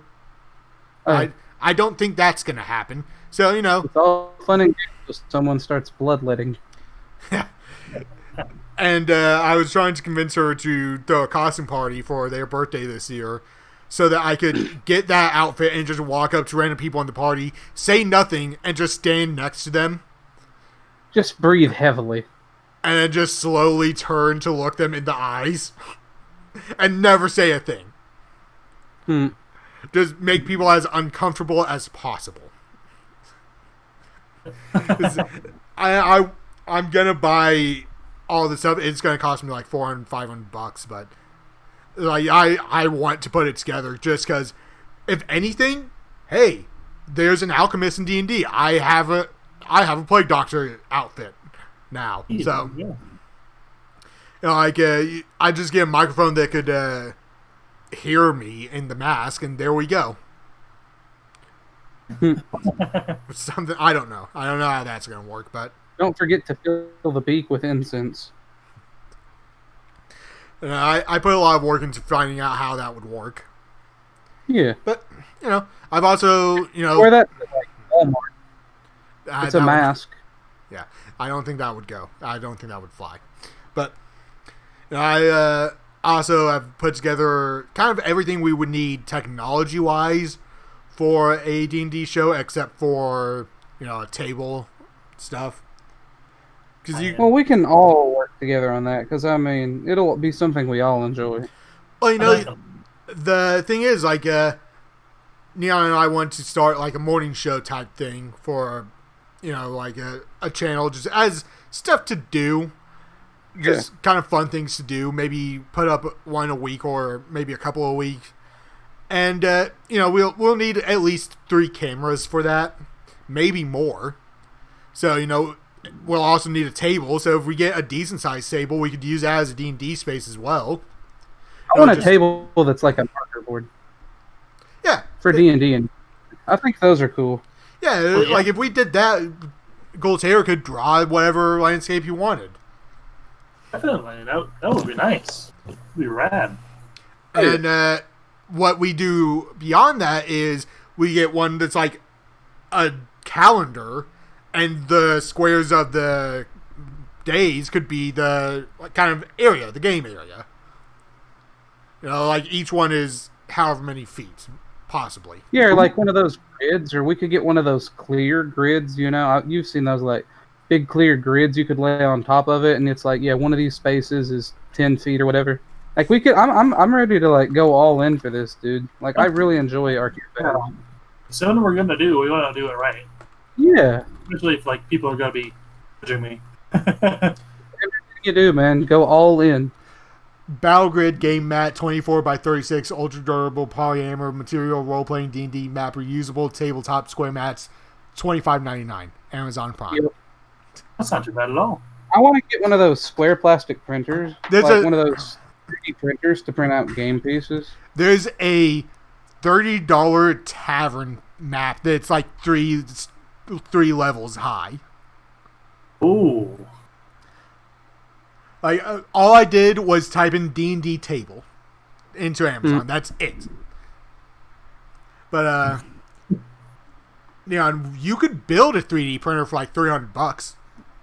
Well, I mean, you can buy a 3D printer for $250 that would print out game pieces. Yeah, but you could also build one. We will look into this. I'll tell you this. I would love to build a 3D printer and then print out pieces to build a better 3D printer. I don't know if that's possible, but I want to try one Anything's day. possible if you believe. Yeah, it'll be like the Charlie in the Chocolate Factory movie they made a couple years ago, where it's like, yeah, we fired you, but now we need someone to replace the machine, to repair the machine we made to replace you. Yeah. People have done that before. Yeah. Oh yeah. Modular dungeon system for tabletop game Dungeons and Dragons night set is like, that's too expensive. It's $200. But you could build entire rooms and stuff, which is nice for people who have the money to spend on that. Yeah. Only people who had money to spend on that. I'm gonna be the guy that shows up in like a full knight outfit to play a wizard. Here's some Rune Stone walls sets for like $20. They're 3D printed though, so. See, the moral of the story here is Neon needs a 3D printer, and we can go all in for D&D because we're like 5 or 6 people we play D&D with. We have a budget. Neon and Marcus need a 3D printer. I know what We could print our own dice. yes. We could. We could make them slightly thicker on one side so that they're more likely to roll a 20. Yes, hello, I'd like to melt down this rubber ball from Walmart and turn it into dice, please. I would like to melt down this pack of $20 dice I bought to make dice. Neon, I like where you're going with the waiting out a die to get better 20s. As long as we do the opposite for Guiltare, so he gets 1s. Yeah. My luck though is my dice we can double. Hey, D20 has rolled too many 1s. I'm going to melt it down and turn it into a D6, so it's done. I'm gonna make it D1. I've told Guiltare this many times. If I ever buy him a D20, like a set of dice for a D&D to use, they're going to be weighted so he rolls 1s more often. Like, That's all he ever does. Because though. he rolls 1s and 20s, but he only rolls 20s when it's to screw us over. He'll roll a 1 on a gag and a 20 on a story thing. And I have the opposite. I'll roll a 20 as long as it doesn't matter. You remember when Guiltare asked me, "Hey, what's your AC?" And I said, "I'll tell you if you hit me, anyone." "Oh, that's fine. This attack actually doesn't need. I don't need to roll for this attack actually. So, yeah, you take 12 points of damage." Which, I mean, I knew that attack didn't you didn't roll for that attack before that, but still, because that was when I had built a character that had just a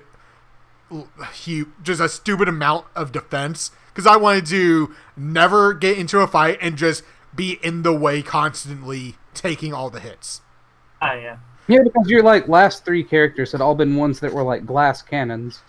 They were all like, "Hey, I can do an insane amount of damage," and one of them was fairly durable, except for once. But one of my favorite moments is you're like, yeah, I put up my shield and all this. I get my AC maxed out. I play the spell, and now I've got an AC of 25, and I had a 26 or 27 with all the modifiers. Here's what happened: I had all the modifiers, and he went, "What's your AC?" And I went 28, and he went 28. nat 20. Yup. And then it was like an insultingly low amount of damage he actually did. Like, he rolled a nat 20, rolled 2d6, and got ones for both of them. Yup. So not only did he hit me with a nat 20, but he did no damage. It was at that point just a flex on you. It was like, I could kill you if I wanted to. It was like every single time I was like, I'm here to protect my allies. Like, he rolled nat 20s or attacked me with things that he didn't, with spells that you didn't have to roll for. AC. Or I would get shot in the back by one of my friends. That only happened a couple times. But you never did it, so. No. It was like, and every single time it was like, hey, the one time, anytime he attacked me was when I couldn't do that because I hadn't been set up properly yet. I didn't get to go. And he would just fail to hit me. It was never a thing like... The only time you didn't take damage from an attack was when he rolled like a 1 anyway. Yeah, it was always something like... Tank. I could be wearing no armor and be doing nothing, and you would have still missed me with that. Like, that was when he missed me.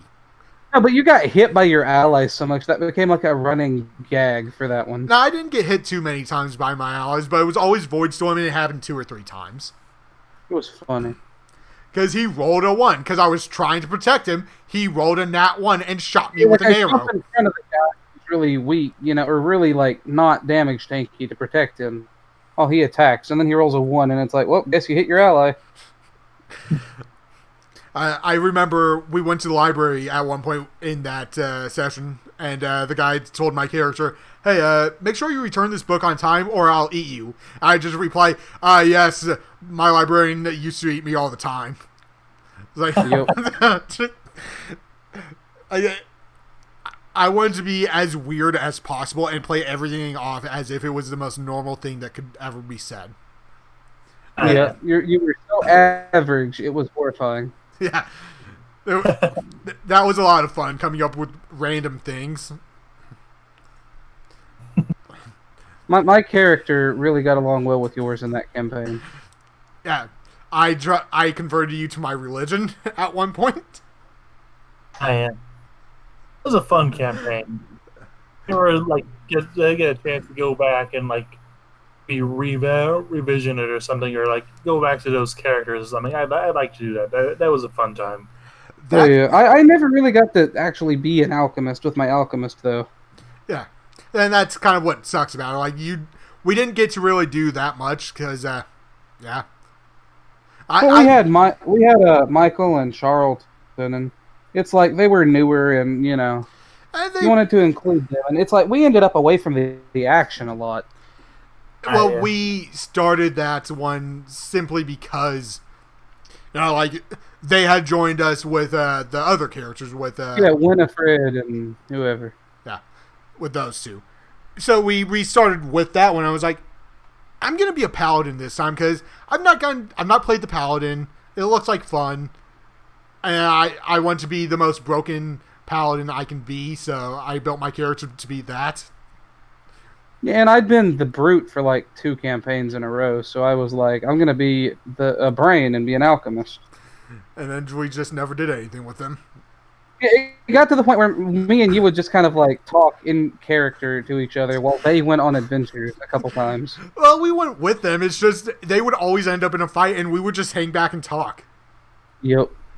They would go off and like fight against a horde of goblins and come back to weird, outlandish conversations between you two, and that's how you make trickle-down economics. Yeah, work. You just have to use clams instead. And stuff like that. Yeah. It was fun. The entire time I was playing that character, I was trying to convince Timmy to let me be as broken as possible so that I could specifically never use them unless if everyone was unconscious. That was the only time I ever wanted to fight. If everyone was unconscious, I will fight. And I will be broken. My big takeaway from the previous one, Winifred, was that if you have a really high strength, just use your enemies as weapons. Yeah. When we were playing that campaign, you remember when we fought the zombies in the cave? And I got a critical with... Oh, yeah, you got, like, I got full damage somehow and dropped, like, a Goliath at, like, one hit. I got a critical with sneak attack, and I did over 120 points of damage. Yup. Like, they go... It's like that anime meme of, like, real swordsman, anime swordsman. And I was just like... You are an anime swordsman, but with, like, a dagger. No, I had a silver longsword. Oh, yeah, I remember that one. Is that the one that returned to you? Yeah, I loved that weapon. It was fun. Yeah. Like that was my favorite weapon because it was like, I can just throw this thing and it'll come back. This is the only thing I'm ever going to use. It was enchanted so that it could hit on the way back, too. It's like, you just unsheath it and throw it at your enemy, and then it'll just whip around and come back. Love that thing. I had like a moment planned. Like I had some plans sketched out for for that character to return. That character was also named Marcus, if you're curious, people at home. But like the idea was he like be a bit older and cockier, and he just would introduce himself to the group by like taking out a bandit and then just walking away, waiting for the bandit to chase him, and then saying, "Oh wait, what's that behind you?" And then just like slashes the guy in half with the sword as he catches it. Oh gosh. Oh, hey, by the way, my name is Marcus.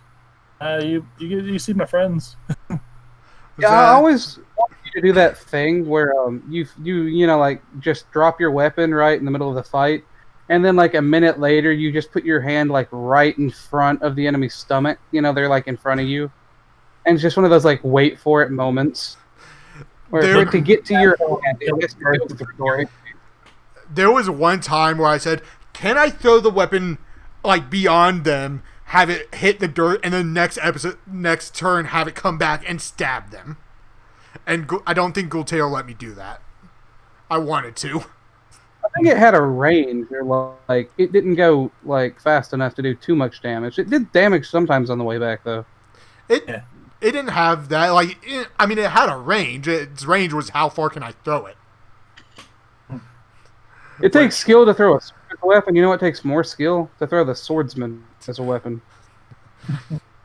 We never did that. We should have had a thing where you threw me at an enemy, and then I just dropped the weapon as you threw me, so that it would come later. And the weapon, so the weapon's like double thrown. Like, I drop the sword, you throw me. It comes flying through, stabs an enemy in the air. I grab it, and then just fall and stab it on my way back down. We could have done some team attacks. Like, we could have done so much cool stuff that Guiltare would not have let us done. No, what would have happened is we would have convinced him to let us do it, and then it would have just failed. Yeah. I can't remember. Who was our Kenku? Who was our mascot? I can't remember his name. Shuffles? What? Was it Shuffles or something? I think so. Shuffles? Yeah. We were really good to the people who were friends with us. Except for the time we met them and got them all to 1 health immediately. Yeah. One of my favorite things from that campaign, do you remember when you said, "You always get to talk to the people we meet. I want to talk to the next person." I went, "Okay." No. It was in the swamp with the alligator person. Oh god, yeah, that one was fun. We walked up and alligators. I went, "How fun!" It would be so funny if you just walked up, knocked on the door like 2 times, and then just put your fist through the door. I failed so many strength checks at that place, but like I never failed any other time. And it was funny because that's what he did. You just walk up, and the guy's sitting on his porch, and he just, "Hey, knock on the door. Who are you?" Knock, knock. "I'm still right here." Punch, fist through door. "Why did you do that?" And he just turns around. "Your door's broken." I didn't know what else to say. And there was this like 3-minute conversation where he's just going, why would you do that? And you're like, your door is broken. What? You broke my door. I was knocking, your door is broken.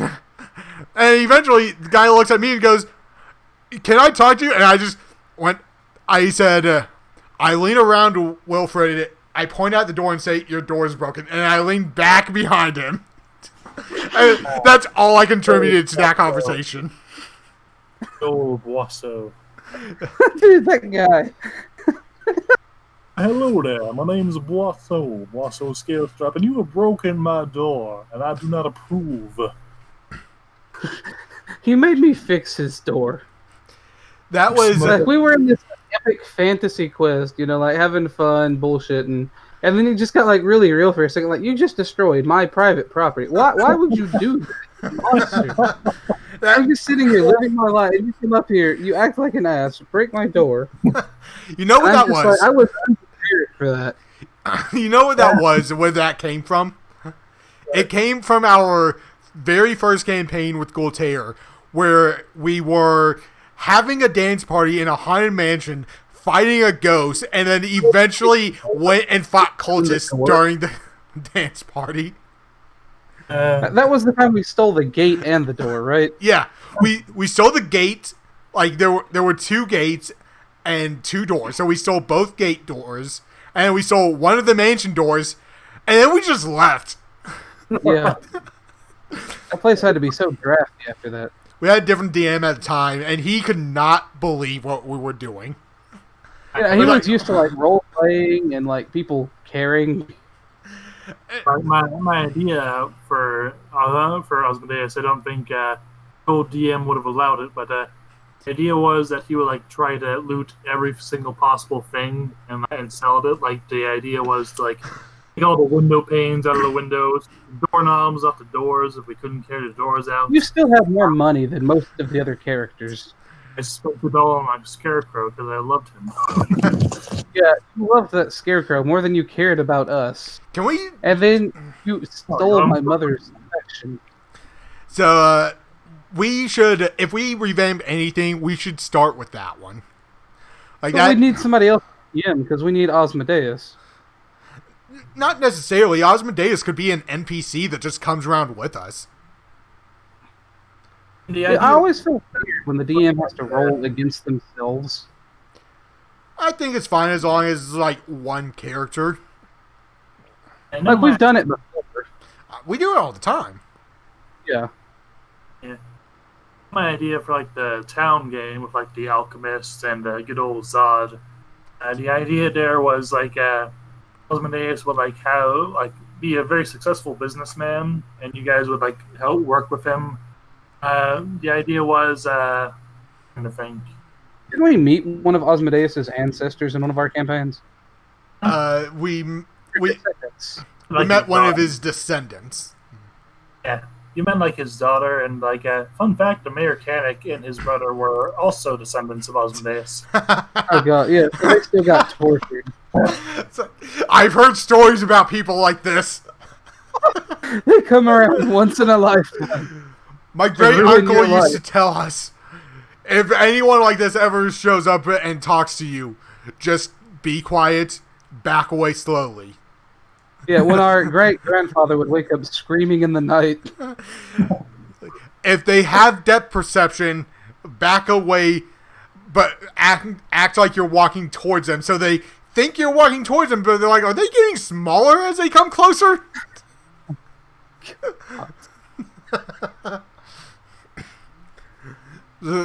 We have had a lot of fun characters. We have had some fun campaigns.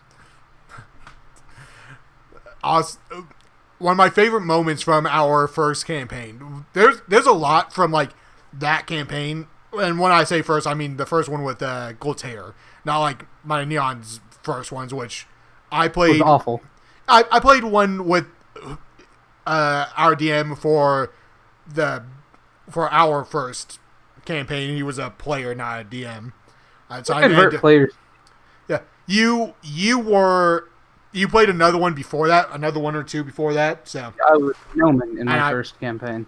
I wasn't there, but for all of us together, one of the moments that always stick out to me is one when our DM said, I will let you, as a character, dance down the stairs with this music that you have magicked up with your warlock abilities. If you do in real life. So that's what I did. The second one is us walking to the police station, walking by a cornfield, and me just reaching out, stealing one, and then just start eating it. And as we left the police station, we met the dude whose corn I stole. He complained about it being stolen, and then we ended up burning down the cornfield and stealing his scarecrow. Oh, yeah. Well, we opened a very successful popcorn booth. yeah. We helped him more than anything. And that only If anything, happened... he owes us. That only happened because you knocked out my character, who was a hothead, a fire dragonborn hothead that got pissed off super easily, with your cold breath.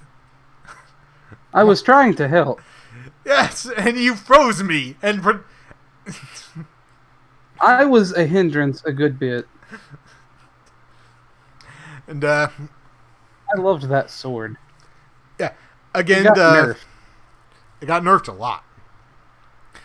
The whole mansion, all of that. Kicking in the door to the cultists after defeating the ghosts and just going, if you don't start dancing, you die. And like Some of them did. most of them, 6 of them started dancing. 3 of them didn't, so they all died. And then What about you, Guilty? What's your favorite moment from that first campaign? My favorite moment from that first campaign, I'd have to say it'd probably be the first session where I was where we figured out all the spiders and stuff. Well, favorite moments. One was like when we were clearing out the spiders and I insulted one to death. Oh, God. You did that a lot.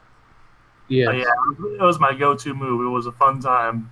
The point where I almost let you guys die because I had a really good jab I wanted to get in. You did that a couple of times where it's like we're knocked out or like unconscious almost anyway. And you have like 8 free ways to heal us, and then it's not to deal like 4 damage. He did that like 5 times. In one battle! It was like Yeah. It was like twice. It was a lot. It was a lot more than twice. Leaving out. Don't worry. Osmodeus of the House of Osmodeus. Really good Raz for him. Yeah. You, at one point, you could heal people. You had a staff of healing. You had a loot of healing. You had like 8 free ways to heal us a day and never used it. And I was you had so health potions. It was hilarious. And you let yourself get knocked out while Neon was knocked out. And I was surrounded by enemies. And I just went, yeah, I sent my Dragon Familiar over to stabilize him, get him up, and then she picks up his staff of healing and starts flying around his head going, you should heal people. You should heal the knocked out barbarian that could easily beat these things. And then you healed him. Oh. Clear moment I remembered.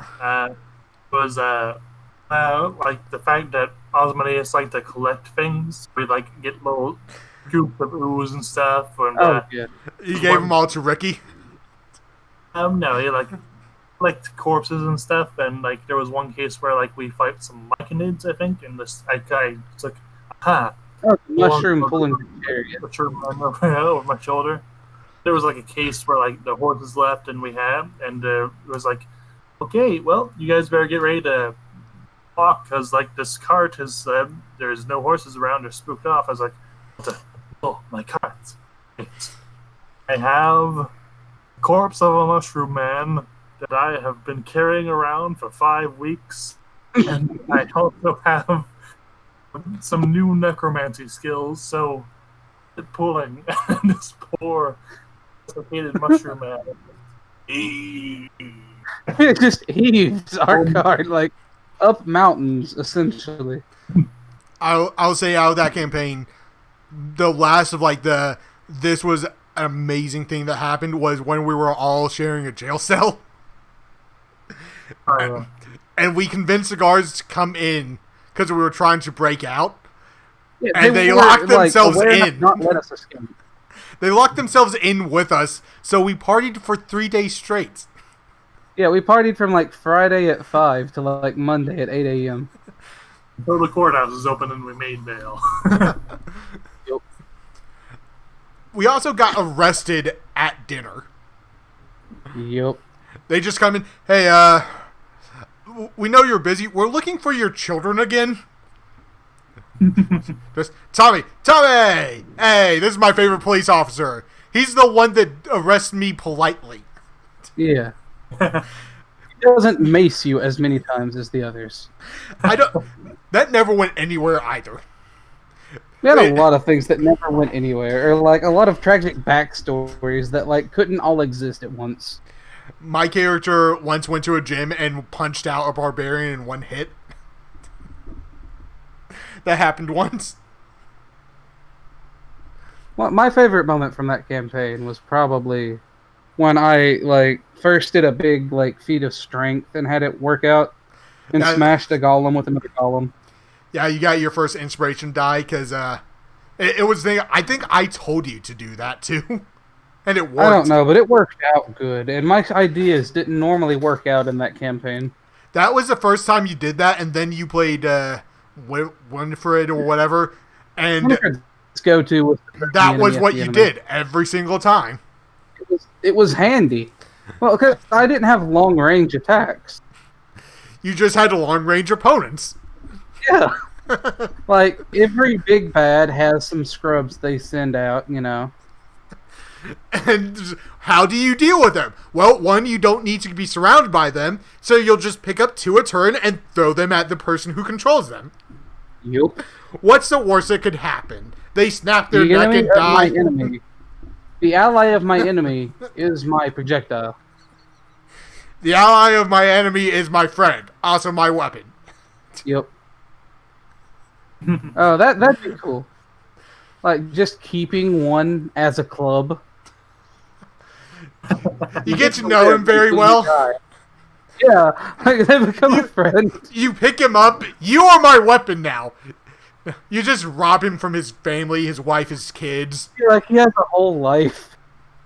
Oh, Fred, what was your job before you were a club? I was a brain surgeon. Oh, that's neat. Whack. Yeah, just, I was a brain surgeon. whacking his I was a brain surgeon. Oh, that's neat. Yeah, he's still kind of a brain surgeon. How do you... Ow. It's like, that's nice. Whack. He traded in his scalpel for a hammer. So, he is the hammer. He is the hammer, and my enemies are nails. Oh, Guiltare, you might have to... This might be part of the next campaign, so you might want to start taking notes. your club has a tragic backstory. I was a boy. I was always sick. And I suppose. Now I'm a club. I pulled myself up from my bootstraps and opened a successful business selling clubs. I have now become what I have feared most. Yep. When I was a young boy, my family was killed to death by an accidental, club accident. Family was baby seals and things didn't go well. Yeah, I was separated from my family at birth and raised by seals until they got clubbed to death. Disclaimer, I don't approve of seals being clubbed to death. That's real tragic. But, I have a dark sense of humor. Yeah, no seals were harmed in the making of this. No seals were harmed in making this. We still have to get Guiltare a cloak for our D&D show, too. Yep. Yeah, I would love that. We need to get him a cloak, get him the mug. On the back of the mug, when it's facing the camera, it says DM. On the back, it says, just go along with it. They will tire themselves out eventually. No, and then at the bottom of the cup, it just says eventually. I like that. I like that a lot. Yeah, by the time you finish the drink. It'll be like my symbol for when it's time to stop your sanity and move on. It's just I'll make very loud slurping noises. It's just you just let us talk. You pick up the mug, drink, and then by the time you set it down, it's empty, and that's cue to shut up so we can continue the story. Why is this such a good idea? This was supposed to be it's actually a good idea. What's I want a character barbarian that's like my other club is a goblin or something. What's Guiltare drinking during the D&D show? Is that coffee? It's vodka. No, it's not coffee. It's vodka. It's the only way he can get through an episode. Well, there's a little bit of coffee in there for flavor. Does the vodka help you, DM? The vodka is 99% proof. What's the 1% coffee? Yep. Actually, it'd be more like, oh, it's 99% vodka. What's the 1%? Tears. DM tears. I fill the cup like this much full. I know it's time to drink it. Neon, you completely cut out there.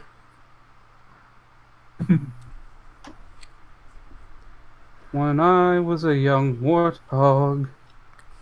Okay, I guess the audience is just not going to know what he said.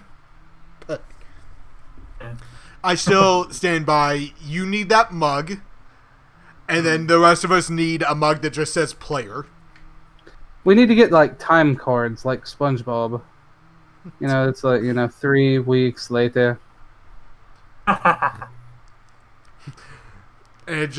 it cuts to us making blind jokes again. Oh god. Like every single time.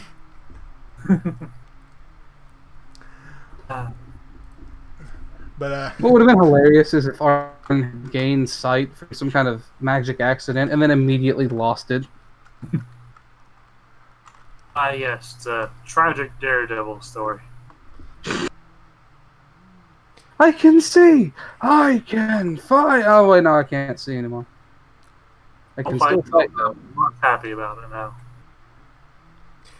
I would have rather been blind forever than to have fight for home, isn't it? In a way. Better to have loved and lost than never to have seen it all. So, Guiltare, I just gotta know, what color cloak would you want? Well, since I'm going to become a lich, I think I'll go black. I'll keep my bones looking. Are you an elder lich? Probably be in the beginning stage of it. I do like the idea of just like having one skeletal arm.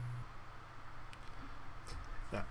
I only ask because if you were to have a problem wearing a cloak that's labeled female, you're pretty much only gonna get a black one. If it has to be male on Amazon, pretty much you gotta go black, plaid. No, wait, that one's also women, whatever. I doubt it'd be a problem because it's a piece of fabric you're putting on. Who cares? Oh, yeah, exactly.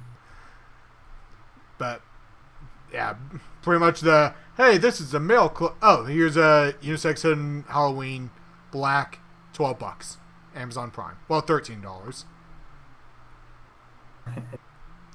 I just looked up cloak with hood, and it's like the 6th thing. Check out this site. I found this on Reddit. Ooh. So if either one of you want to pick up a cloak for Guiltare, that's pretty much all you have to do. Ooh, gothic. I like that hat. Because I don't know Guiltare's address, but I feel like getting him that early would be better. See, if I had a cloak, I'd want to wear it. Yeah. Oh, yeah. But, like, going back to the whole equipment thing, like, what would we need? Table, DM mat, which we found for like $30. And then it just, our costumes. And, the D&D pieces, which, if we do get a 3D printer, we'll probably use for more than just that. Oh, yeah. We could make mugs. Yeah.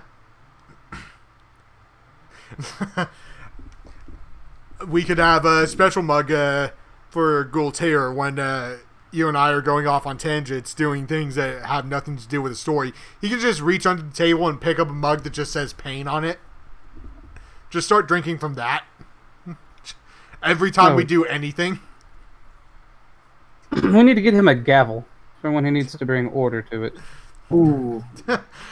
Yeah, because that would work. Because I would be sitting next to him. You'd be across from me. You just pull out the gavel and I go Guiltare, and I just grab his wrist, take the gavel, and just pass it to you, and then you just hold on to it. And anytime anything happens, order in the DM group, order in the session,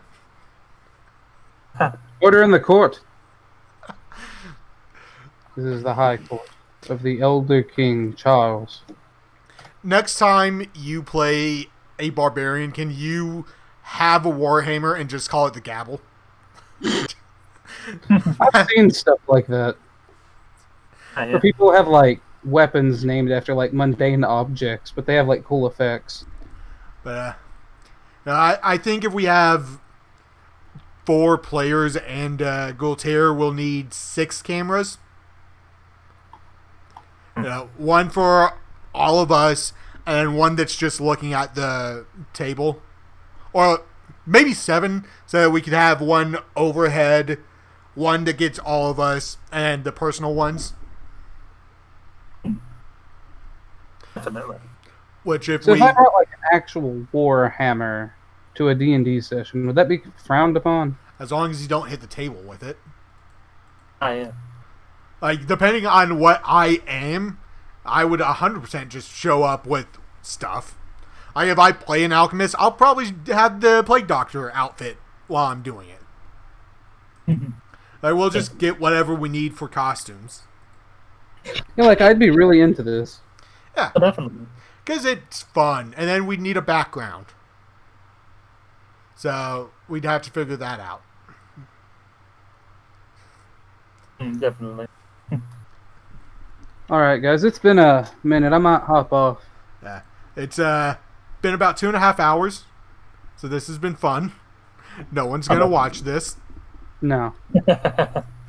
But, you know, from the... We started off fairly dark, and now we're making D&D jokes and plans and stuff with that. It's been a lot of D&D stuff. Started off fairly dark, then we started telling blind jokes. I'm honestly real hyped. You know, it'll be a fun time. Yeah, Definitely. no one really saw it coming, did we, Neon? No. Didn't see it coming at all. There's too much smoke in here. Just it came out of nowhere. Blindsided us all. Mm-hmm. Not friends anymore. I think that's everything I ever said. You know, out of every time we've filmed a podcast, I've never wanted a face cam more for Guiltare than right now. It's never been a thing of like, I would love to see what Guiltare... And here we go. I've never been sitting here going like, we need a face cam for this so far. But this is one. Just us telling blind jokes. Yep. Us telling blind jokes is the one we need that face cam. Yeah, I never saw it coming that he'd put his face up on the screen. You growing your hair out again, Guiltare? He's gone silent. The camera muted him. Not his camera. You're back. Oh, he can hear. We can hear him. Yeah. You I'm going out. Yeah. Because, yeah, it was, what, a little bit longer than that before you had to cut it last? Yeah. You got it pretty long there for a while. No one can see what we're talking about. But, There's yeah, a photo for reference, just nothing. this was fun. I think we'll probably do stuff like this over the course of the next little time while we're not living together, but it'll become like regular again after we actually have a setup and everything. Definitely. This is just kind of a, hey, it's been a while, we haven't talked, and I'm still in the process of editing, so, you know, like if I don't have other content coming out, you might get a 2.5 hour podcast, because who knows? It's just kind of fun to hang out and talk. I hear it's good to be regular. But I'm gonna definitely, we're gonna end this. I'm gonna go start editing, and Oh, Neon, I haven't told you this. Halo 3 has dropped on PC now. Oh, sweet. It dropped a couple days ago. What, Neon? Is it part of the Master Chief Collection? Yeah, it dropped on PC a couple days ago. Like, within the last week. I tried to tell you the moment I found out, because it was like 7 o'clock when I got an email saying, hey, Halo 3 is now on whatever, and I immediately called you, and you did not pick up. Oh. So, Yeah. But we'll get to that eventually, I guess. But for now, thank you guys for watching, and we'll see you guys later. Anyone want to say anything to end this? Arden won't see you guys later.